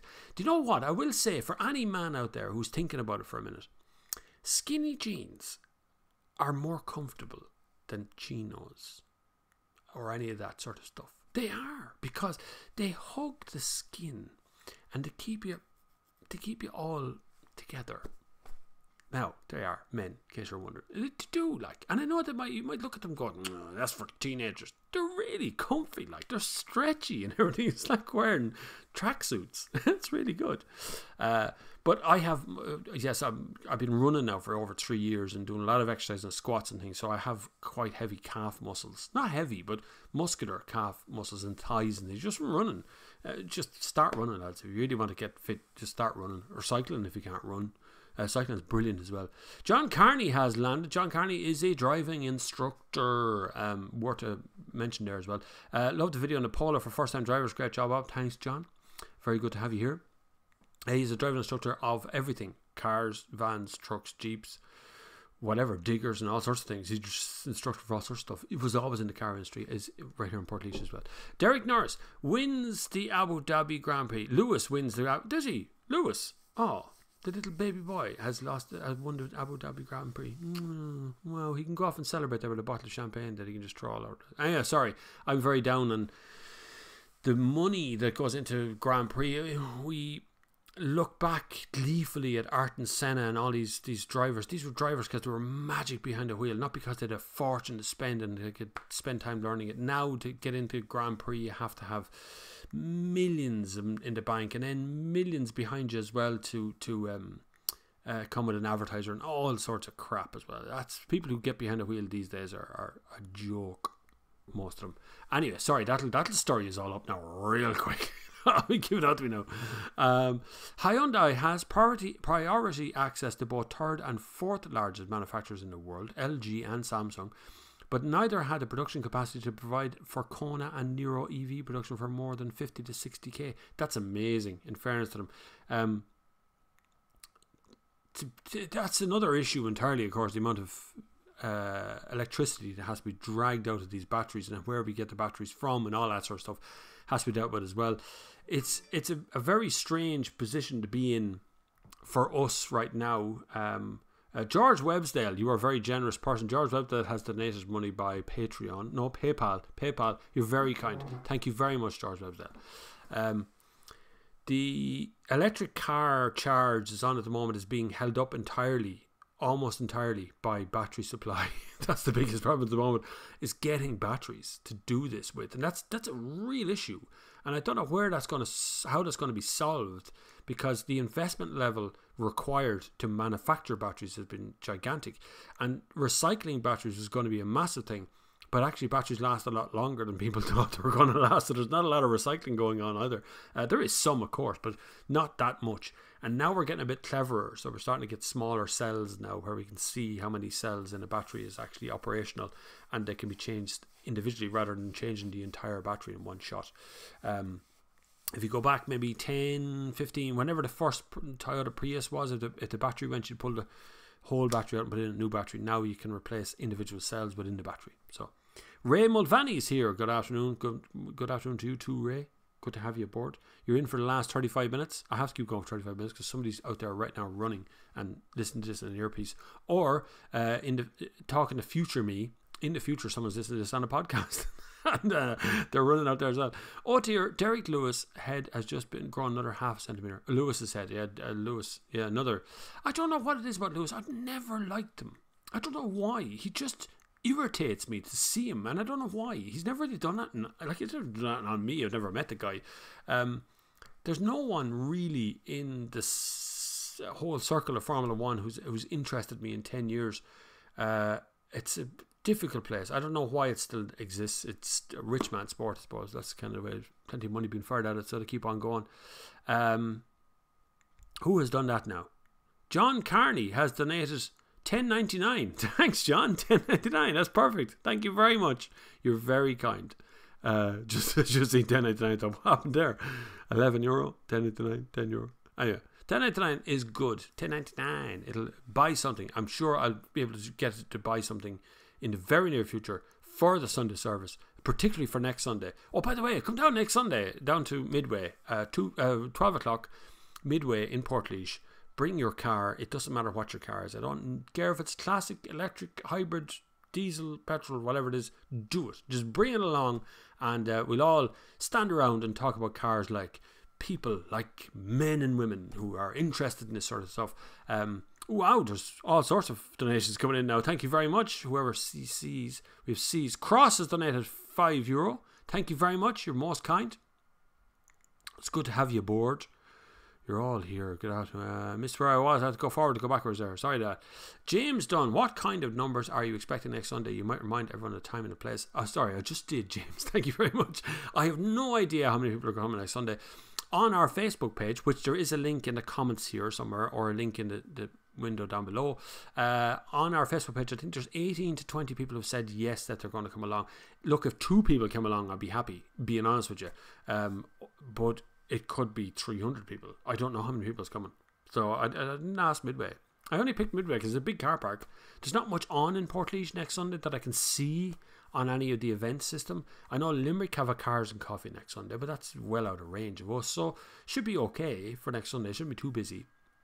I also picked Midway because it's got an electric charge point that works. It's able to charge the 3 different kind of chargers, as well as the fast charge. And the other one, if anyone has a Tesla Duro, I think it's Duro out the road, has a supercharger unit out there as well. So I thought it's between everything. So no matter what comes up, we should be able to get there. There's new petrol stations just down the road from Midway as well. So you can get petrol and diesel there as well. So, and there's a hotel and there's food. So that's why I picked Midway. So it's 12 p.m. next Sunday in Midway, and we have a Facebook page set up to organise that. So if you can go in there and click that you want to go to the event, so we can get an idea how many people are coming. But it doesn't matter how many people come, I'll be there. And I'll celebrate all of my own if I'm the only one there. No, there'll be a few people there. It'll be alright, it'll be grand. Did you see anything about Wrightbus delivering the world's first hydrogen fuel cell double-decker buses? 7 minutes refuel time, 320 to 426 extended version, kilometres range for 64 passengers. I've read about these buses for a while. The problem with hydrogen for general use is that you have to dig another great big hole in the ground and put a tank in it for a petrol station. And I know I worked in petrol stations. I've worked in the oil industry before many years ago. It's a massive investment to make that hole in the ground to put those things underneath it. And hydrogen comes with its own special system of hell to put it in as well, and all sorts of certifications you got to put in. It's an expensive process. That's the only thing that held back hydrogen really is delivery, and it's very expensive to make hydrogen. It is a really expensive process. It's probably going to get cheaper over the next couple of years, but it's still very expensive. But it looks interesting. I've seen that there's a few buses in the world, single-decker, double-decker, bendy buses, stuff that are running on hydrogen and electric. Sorry, I have to wet the throat there to be able to keep on talking. David Shields. Hi Bob, love the channel. Have you heard any long-term reliability reports from the Alpha Julia owners? I haven't heard a murmur from Alpha Julia as to anyone's breaking down or anything's wrong with them. Not really. Alpha wouldn't have the worst reliability at the moment. They wouldn't have the best either. Dream between the two. Electrical problems tend to dog the Italian cars. Italian cars over the years have never really been the best built cars in the world. That's a phrase from Toyota, but they haven't really lived up to that. They're good. Look, they're great, honest cars. They're very good. I love Italian cars, but when they're built in Italy, they're not always built the best way. Italians don't have the best building means in the whole wide world. So, but at the same time, Alfa and Fiat are very responsible for their engines. Their engines are brilliant. The stuff that they put out, the majority of vans in the world are running on a Fiat engine. You know, look at the amount of camper vans that are Fiat Ducatos. That's just the way it is. So they do make really good cars, but reliability wise, they don't always live up to that end of things. Cross said, Brian, if you're looking at a Google Home Mini, Curry's have them on offer this weekend. If you want something fancier, the Google Home Hub, but you need to get it off in the UK via Parcel Motel. What's a Google Home Hub? I've never seen that before. Google Home Mini and Curry's. I must look this up myself. I don't know about these things. I don't really use any sort of stuff around the house. I edit videos here. I put together stuff, answer emails, and do all that sort of stuff during the day. In the evening time, then I might play video games. Although my computer is ancient for playing computer games, I'm really going to have to update at some point or another. It's my only release apart from running. Is playing a video game. And I was going to play No Man's Sky the other night, and the thing warned me my computer was not big enough to play. So I'm only detecting 2 cores in your computer. It's not good enough. Go away and buy some other game.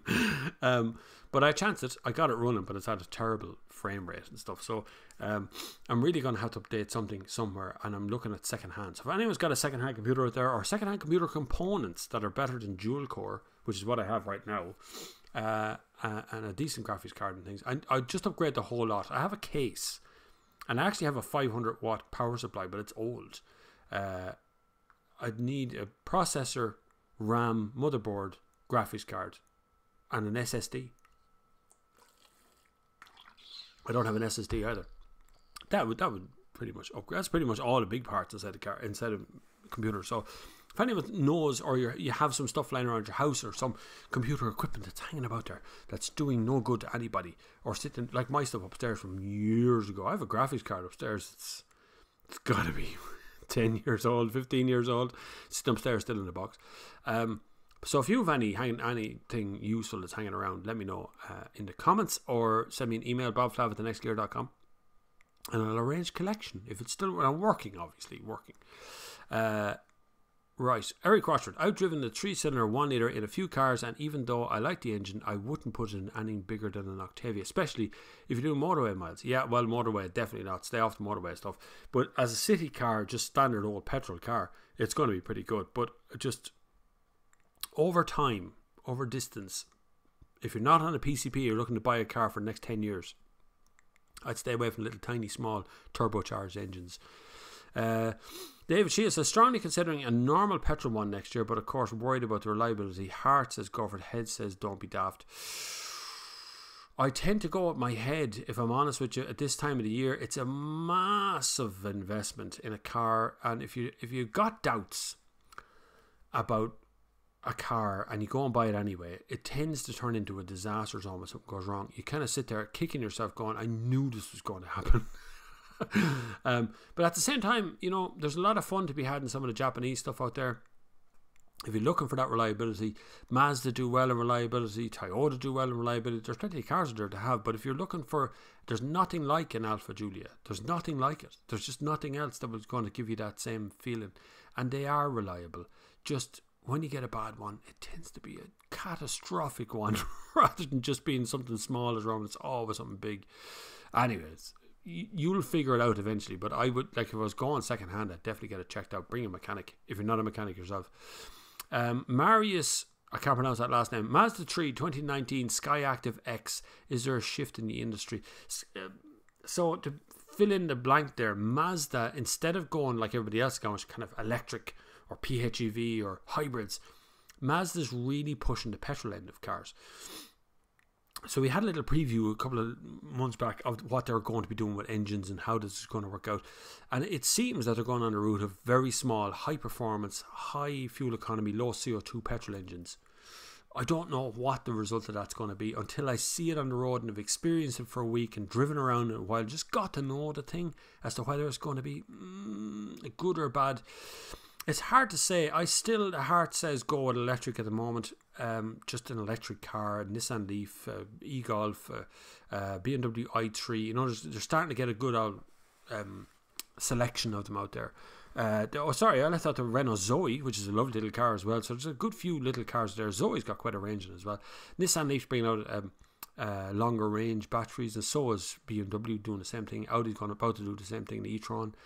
So it's all happening, but I don't think there's going to be a massive shift over towards Mazda Sky Active X petrol things that they're doing. I don't know if that's going to happen because petrol is kind of dirtier than diesel in its own little unique way. It puts out more CO2. James Dunn, JJ Kavanagh has 26 new Turismo coaches coming in 2019 and 6 are diesel hybrid. Interested to see how they perform. Yeah, don't know where that's going to end. Diesel hybrid. Could be good. Could be bad, don't know. You could have electric engines. It's hard to say. Kavanaghs have done very well for themselves over the years as to the amount of vehicles on the road. Whether that will continue to be supported by the fact that Bus Éireann don't fill in those routes that Kavanaghs, you know, it's always been a competition between the two. Yet it's still the private operators come out on top. But it's interesting to see the private operators starting to think about their emission standards as well. I mean, we had to start looking at boats and shipping now, airplanes. I mean, I don't know. I don't understand why people go for a business meeting and they fly to Frankfurt for 2 hours to fly home again. Why can't you just do it remotely online? I can't understand why we had to pollute the sky with more and more and more flights. If you ever watch that, there's a website that shows you the flights throughout the day as they happen. And it does it in real time. You see how quiet it goes in Europe, and then woof, the sky just fills full of planes in the morning. I mean, I got up here early some mornings, I got out the front, and it's like X's and O's in the sky. The planes going back and forward on it. So we got to look at planes, we got to look at shipping, trains, buses, trucks, and of course agriculture for CO2, lowering the CO2. We got to look at everything to lower CO2. Like the biggest thing we're doing here in the house is reducing our use of plastic. We're on purposely buying things that have a less amount of plastic on them than the thing that we would normally buy. So if something only has one piece of plastic on it, it's unavoidable foodstuffs, but if something has only one piece of plastic on it, we'll buy that versus the thing that has a little tray and a plastic wrap over some tomatoes. You know, it doesn't make any sense. If we can buy the vegetables without any wrapping at all, we'll choose those, and Lidl do a good range of that, and Tesco's to some degree have a certain amount of that in their fruit at least. Like the bananas are all loose and all, there's no packaging on any of that stuff. So in essence, we all have to do a little bit of everything all the time to try and get all of our emissions down, including our own personal ones, not just the cars. We can't leave it to car companies because they just lie and tell you anything you want to hear anyway. One says hybrid is the way to go for me too. Yeah, you see, it depends on what you want to get out of it. I would be happy with electric because I've used it enough now. I set the sat nav there last night for Galway just for the crack, and it showed me how to get there using the least amount of electricity, but immediately warned me it was out of my range and said, you know, you want to go to a fast charging station first to fill up. So it was bringing me to the fast charging station first. It's clever, like really clever. Tesla do the same thing. If you set a if you're in Dublin, you set a destination for Cork with a Tesla, it will just automatically route you by a supercharger. Simple as that. That's just the way to do it. I won't ask any questions, just bring you straight there. Anyway, Cross 13 says, personally, I've saved so much with my daily drivers being EV for the last 5 years. I'm thinking about a hobby car for the weekends. Been scouting for a good TVR Tuscan for the last month or two. I hope you've got a set of spanners if you're going to buy a TVR Tuscan. Even to open the bloody doors is an effort. They're brilliant cars, but God almighty, if it's going to break on a TVR. But fantastic thing to drive. For the brief few minutes that they work, they're brilliant. There's no fixing per kilometre CO2 emissions on ICE vehicles. It's a direct product of the very reaction that the ICE internal combustion engine uses to produce power. The only solution is to move as many kilometres driven to electric as possible. That is a very good point. In fairness, there's only so far you can go down the route of getting rid of CO2. CO2 is produced by the explosions that happen inside your engines, which there's an explosion every couple of milliseconds inside your engine. RPM is revolutions per minute. That's how many explosions you get. So the only way to do it is to get off the ICE engine onto the hybrid battery power as much as is possible. That's where PHEV comes into it. But still, that's only a very small stepping stone into the eventual thing, which is the full electric all the way that way. IGD1. Good man, Bob. Happy Sunday. IGD1, that's the I think you contacted me on Instagram recently. You got a car channel here on YouTube, looking at your own Ford Focus. Am I right? I could be wrong there, sorry. I hope I'm not wrong. Ian Person says, I hope, Bob, is the new Camry biggest than the current Avensis? Thanks, Bob. It is actually, yes. It's slightly longer, slightly wider than the current Avensis. The Avensis is going the way of the Dodo after all this time, being, of course, the Toyota Carina before the Avensis. It's a shame. I think the Avensis is probably the best car they've ever had when it was the original one. Not the current. The current one's fairly outdated, but the original one was very good. It's a shame to see it go, but I'd love to see it go back to Carina. I used to own a Carina E. I did. Shamefully, it was a great car. Should have never sold that car. I had it 97. I didn't buy it new. I bought it used. I can't remember what year I bought it in. Was it 99 or 2000 or 2001? Somewhere around there I bought it. It wasn't that old. It was 4 or 5 years. And it was minded like a child when I bought it, and I started servicing it, and I looked after it, and the thing would do 800 miles on a tank of petrol, would you believe, because I had it so perfectly tuned. And I sold it. I made good money on it, but I regretted it ever since. It's still on the road, by the way. 97 Carina, still owned by a man just outside of Newbridge. I meet him every once in a while, and I always offer to buy the car back off, and he never wants to sell it to me. God, I miss that car. Bam. Not to drive, it was just a great car, and I loved it dearly. But yes, the Camry that's coming is bigger than the Avensis. It will be in a different category. It's more up around kind of bigger than a Passat even. It's kind of a big car, like Skoda Superb size is bigger on the size of it. But I'll be looking at that next month, December. Make sure you click the subscribe button, because in December I'm going to do a little roundup video that's coming about 2019 cars. I'm putting it together now, kind of editing bits and pieces of it together now, waiting for some footage to come in. And I'm also doing a first look at the new Toyota range, which is happening here in Ireland. Static one, won't be driving them, but it'll still be a video I'll put out as well for the crack. Vladimir Popa says, hello Bob, Passat B8 or Mondeo Mark 5? Many thanks. B8 is that around? Go to Passat. The Mondeo is, at that age, you're starting to get into the point where the Mondeo is going to start being a bit of a problem. They're very similar. In fairness, they're very similar. Passat's going to be a little bit better to drive. The Mondeo feels a bigger lump of a thing to drive, but the Passat would be a better driver in general. Buy it in diesel, manual. Don't buy a DSG one at that age, because you get the dry clutch in it. What's called a standard transmission, which is just a manual gearbox. So try and get that one, and it should give you no problem whatsoever. Overall, them miles, it'll be fine. What's his mind it? Just mind it. Eric Rochford, I've seen indicative pricing for the Camry, 40 to 42 grand, and dimension wise it's certainly bigger than the Avensis. It is much bigger, yeah. 40 to 42 grand would put it, yeah, it's going to be a hybrid one. It's an oddball car. But at 40 to 42 grand, it's going to be maybe 5 to 6 grand more expensive than a Superb equivalent size, but in petrol or diesel version. You know, so you are pushing the outer limit of how much money you're going to spend on a car there. But the Camry comes with a great history. It's never messed its history up. Tom Crockett, hi Bob, what's your thoughts on the Skoda Kodiaq GT? Be interested to bring the car to Europe one day. They probably won't. I'll tell you why they won't, because of emissions.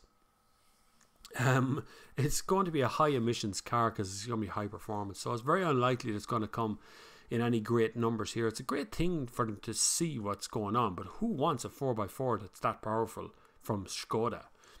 Maybe from Porsche or something you want a fast 4x4, but who buys that? Like the person who buys a Porsche is never going to buy a Skoda, right? I don't think. I just don't think it's going to happen. So it's going to be difficult. Eric Rochford answered Ian Purcell's question. See, there you go. It's just the community that we're building here. Don't forget to subscribe, by the way. You know, we built a lovely community here over all this time. And we do have a Facebook page. The Sunday Service Community on Facebook.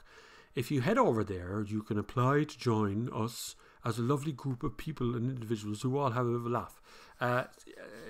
We'll have to deal with just a couple of particular users like spam sometimes. They just continuously put out articles and share them to the Sunday Service community. But at the same time, they're there to build a community. They'll learn how to do what it is. And next Sunday, you can come along to the live meetup at 12 o'clock in Midway here in Portlaoise. Come along, bring whatever car you have. Don't hide it. It's okay. It doesn't matter if it's crap, as long as you're there. That's all that matters. That's it. But I'd love you to support the channel if you could. It'd be absolutely brilliant. And any support you can give is always hugely appreciated. So you can use Super Chat and PayPal, Patreon, any of those things. All good. Hit me, man. Whatever you want to do. Patrick Maloney, what's your take on a 1.4 petrol engine in the Ateca and associated handling?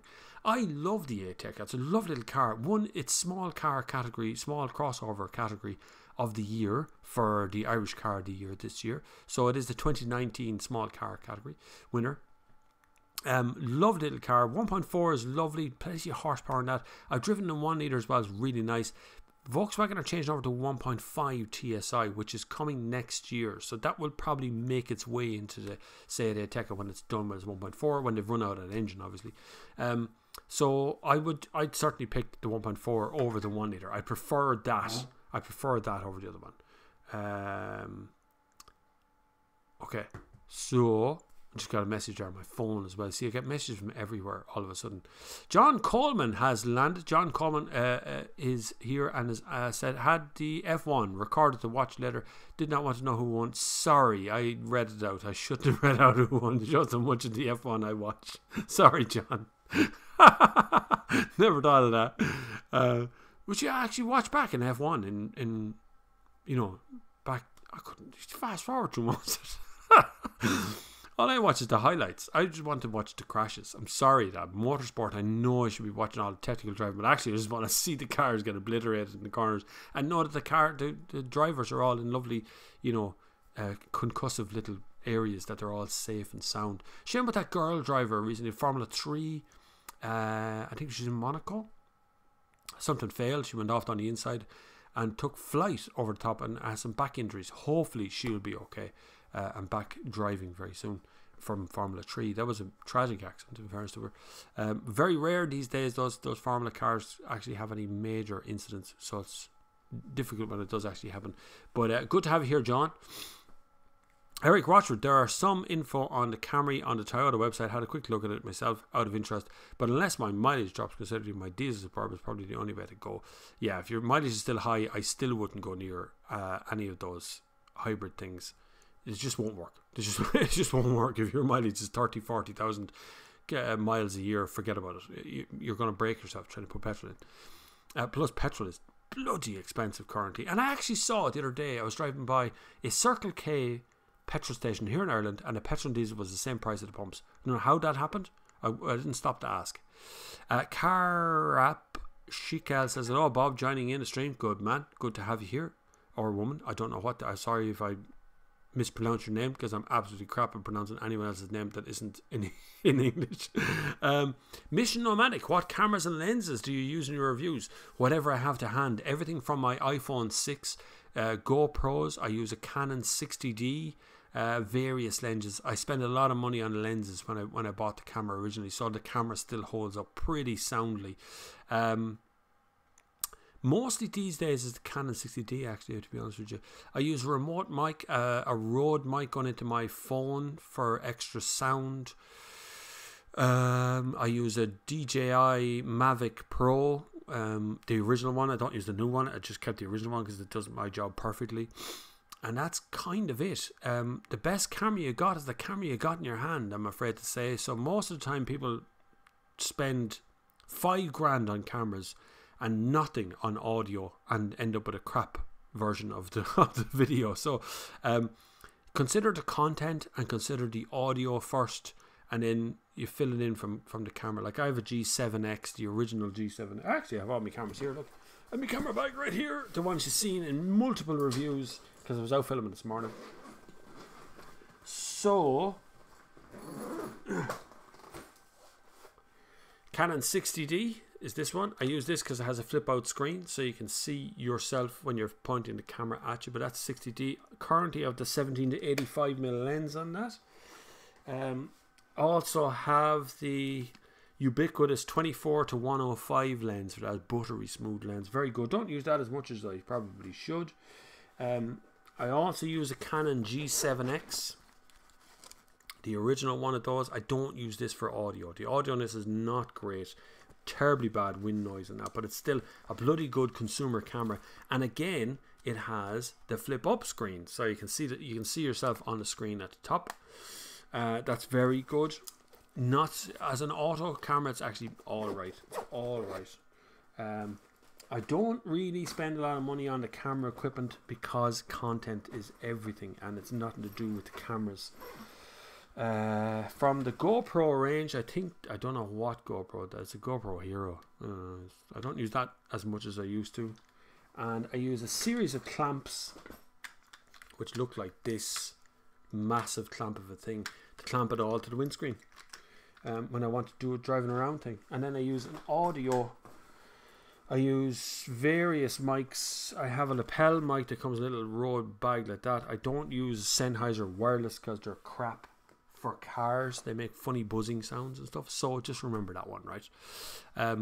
But other than that, that's about all the cameras I use. I don't really use a whole lot more. The drone is the only thing I would use after that. Sean McCabe, in the same, I don't like Lewis Hamilton at all. I'm a fan of Kimi Räikkönen. I find him absolutely gas. Yeah, some of the lads have a bit of personality in fairness, but Lewis just seems like he's out for, I don't know what he's out for. I hate to judge people because I don't know him. Andy McAfee has put up a link there to our Sunday Service Facebook group if you want to join it. Click on that link and it'll take you straight there.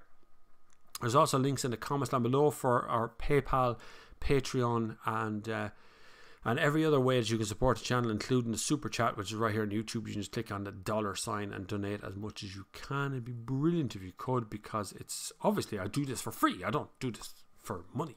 Nobody pays. Car companies don't pay to be on the channel. I wish they did. It'd be great if they did. Anyway, Casual Agent says, loved your Alfa Romeo Giulia Quadro Flugio road test. God, that was a long time ago. I missed that car. Anyway, Annie McAfee says midday or midway. It's midway in Portlaoise. It's a big restaurant thing. It's just off the motorway. So when you're coming out from Dublin, you just keep on going. You're on the last exit. It's before the toll bridge as well. See, I think of everything. You know, I try to get it as central as I possibly can. So if you're coming from Dublin side, you're just coming straight down the N7. Don't get off it at all.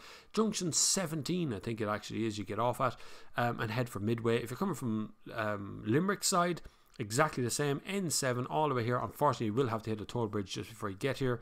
You can dodge the toll bridge, by the way. If you go into your sat nav and go into options, you can select avoid tolls, and it will take you round out through Duro, is it? I can't remember.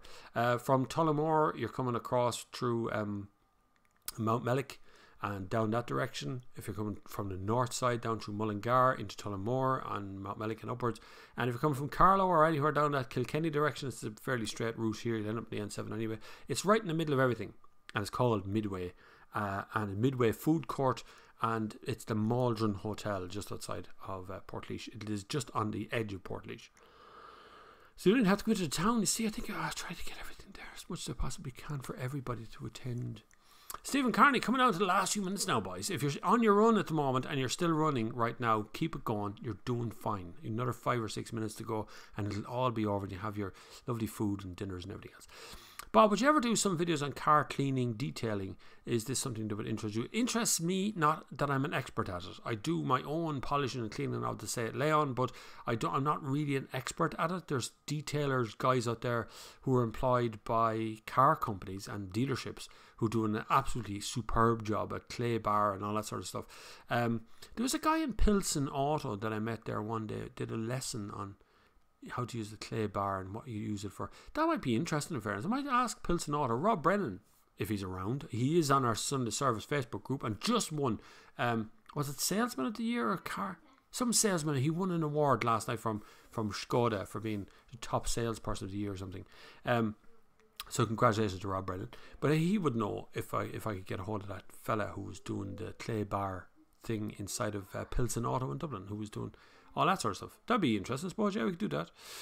Andy says, making detailing video and you attract 600 million critics. That's what happens as well, unfortunately. The minute you make an how-to video is the minute people come on and go, you don't know what you're talking about. That's not the best way to do that. You should have done that with clay thing and do this something like that. There's always a critic. Don't care though. That's fine. I'm okay. I'm dealing with critics.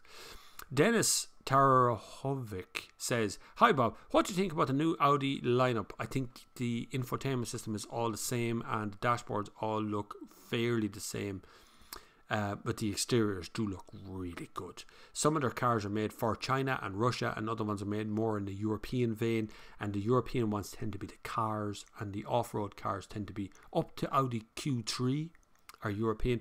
From the rest of the Qs onwards then tend to be more the Russian Chinese looking, but they're really good. The lineup it's nice. Some of their RS models are outstanding, but there is an element of photocopied, zoomed in, and so on up through the line. If you ever go into an Audi dealership and just look at the lineup outside and you go, God, which one's which? And I struggle to tell the difference between an Audi A6 and Audi A7 the other day. Literally standing beside the two of them, looking at the front of both, and I go, which one's the A6? So it's a bit of a funny one.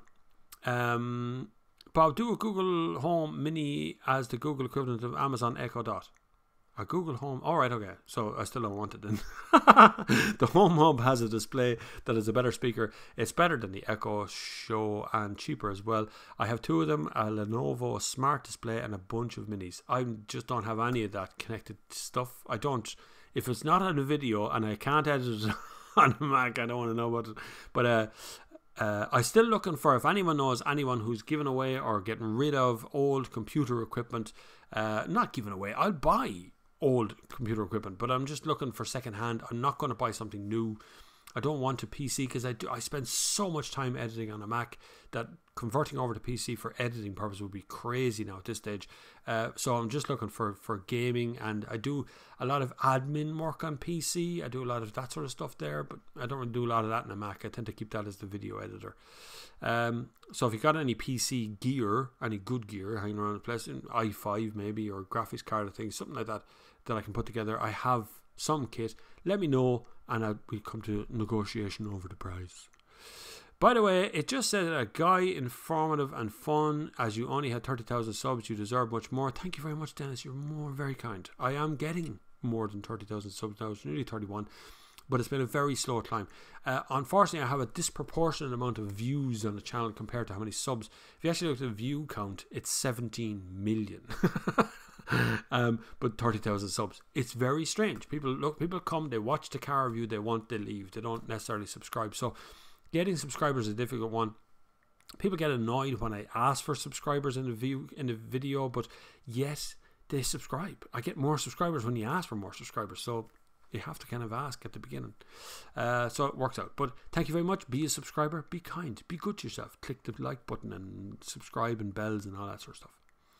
To be fair, most F1 drivers are spoilt brats, paid disgusting amounts of money. Yeah, and they start off really rich to begin with. So, Annie McPhee says 30,000 of solid, real earned subs, no clickbait, novelty one-time shoppers like most of the big players, I'd say.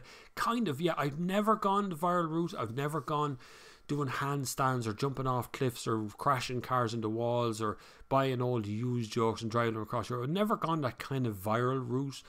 Like Car Throttle there, for instance, they start off at 0, but now they've a couple of million, but they're running out of ideas. It's getting harder and harder and harder to entertain that amount of people. So my audience has kind of grown along with me, and they're used to what I do, and I'm used to them, and I'm used to who comments and who doesn't, and I know most of the names, and it's a lovely little community that's grown up around my videos. So I really appreciate that community. It works out. There's a lot of Irish people in it. There's a lot of UK people in it.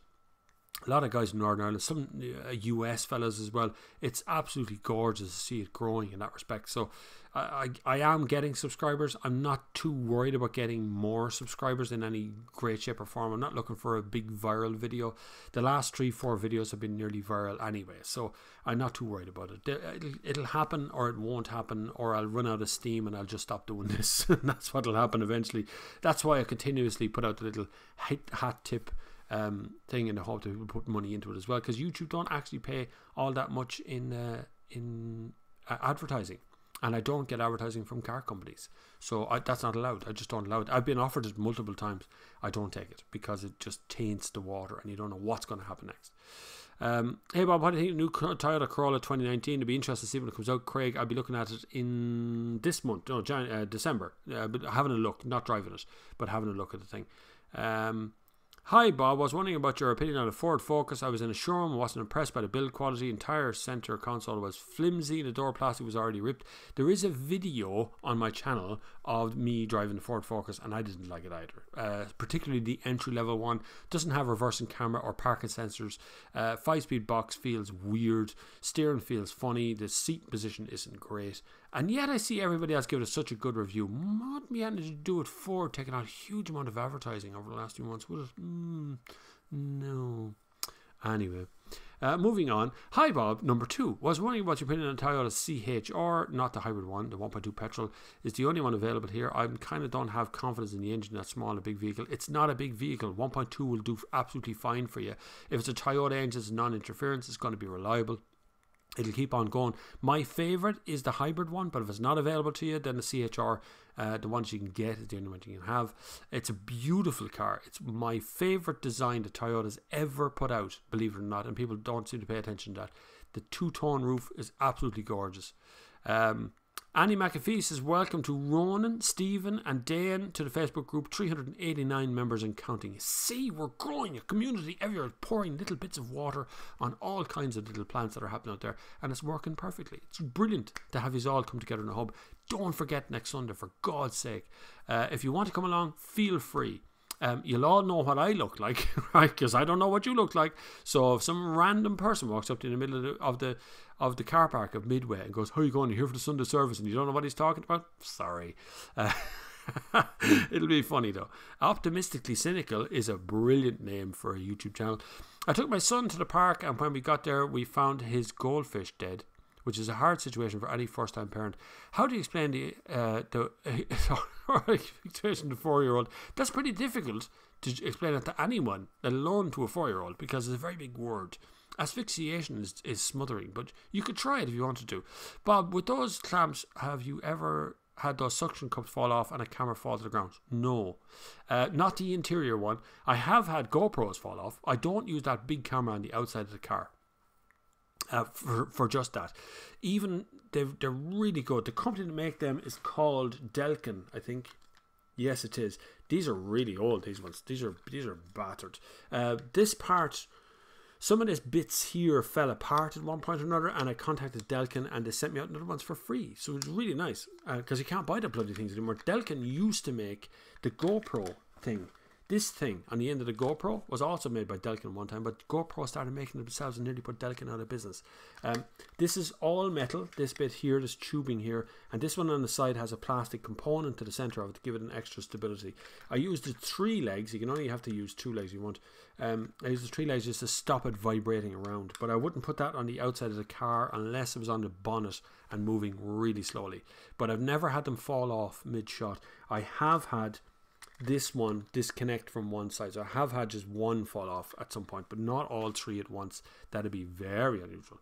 A reminder for those travelling from Dublin next Sunday, allow extra time because of roadworks on a very long section of the N7, lower speed limit of 60 kilometers an hour. That is true. Just remember that next Sunday. I'll send a reminder on my Instagram next Sunday, and we'll put it on the Sunday Service Facebook page as well. So don't forget, that sort of thing will be all connected up using Facebook next week. It'll be on Facebook, so just remember that we'll be using messaging on Facebook as well to try and keep it all running nice and tidily. Wizardom. Hi Bob, noticed a lot of EV charging stations either being upgraded or new installs from last month. Is our government investing in EV infrastructure now? No, they're not investing a single jittery jot into it. What's going to happen is the ESB will start to charge for on-street parking or on-street charging. They'll charge you a monthly fee for it, so they have to invest something. I went this morning to get a charge up to town in Portlaoise, and the charging station was out of service, and a very nice girl said, "I can't help you, goodbye." That was pretty much it. So it is coming. They're not investing anything in it. They're not upgrading anything really. They're just putting them back together the way they should be. We'll see what comes of it in the end. We're running over time, by the way. But Cross is pointing out they're not really. They got 4 million to swap out some of the older rapid chargers, no longer supported by manufacturers. We're actually net lower in number of charging locations than we were in 2015, and he's absolutely right. And the worst part is the fast chargers can only charge one car fast at a time. And every car wants to charge fast these days. And the fundamental issue is all 107 rapid locations only have a single rapid charger. That means queuing for rapid and being unable to rely on a rapid that is not needing maintenance. Can I point out as well that if you plug in a rapid charger, so you plug in a Nissan Leaf and he's charging, and you plug in your rapid charger, it won't deliver any power to you. So you can't just queue by plugging in and putting up your card and waiting till he disconnects.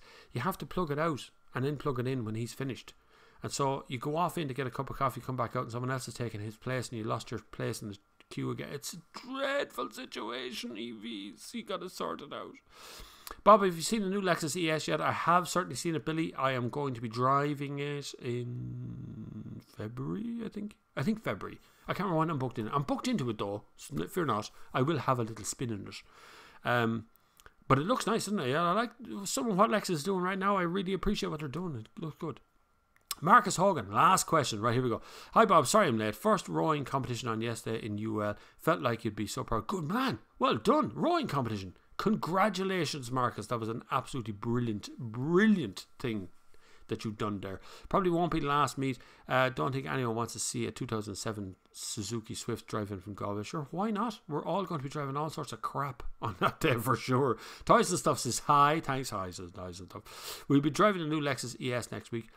You will be Ron. There you are. See, Ron's going to be driving a new Lexus ES next week. No, I won't be driving until February probably. Thank you all very much for joining us. We have run overtime today, so if you're still running out there doing your exercises, whatever it is, we are overtime.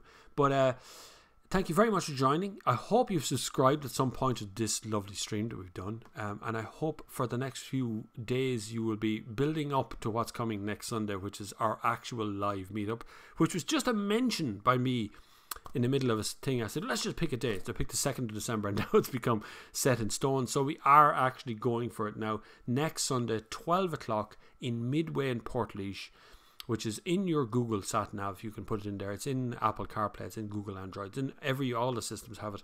Midway, it's a Maldron Hotel in Portlaoise. Be there for around 12 o'clock. If I can, if it's going well, we will do a live stream from the event as well.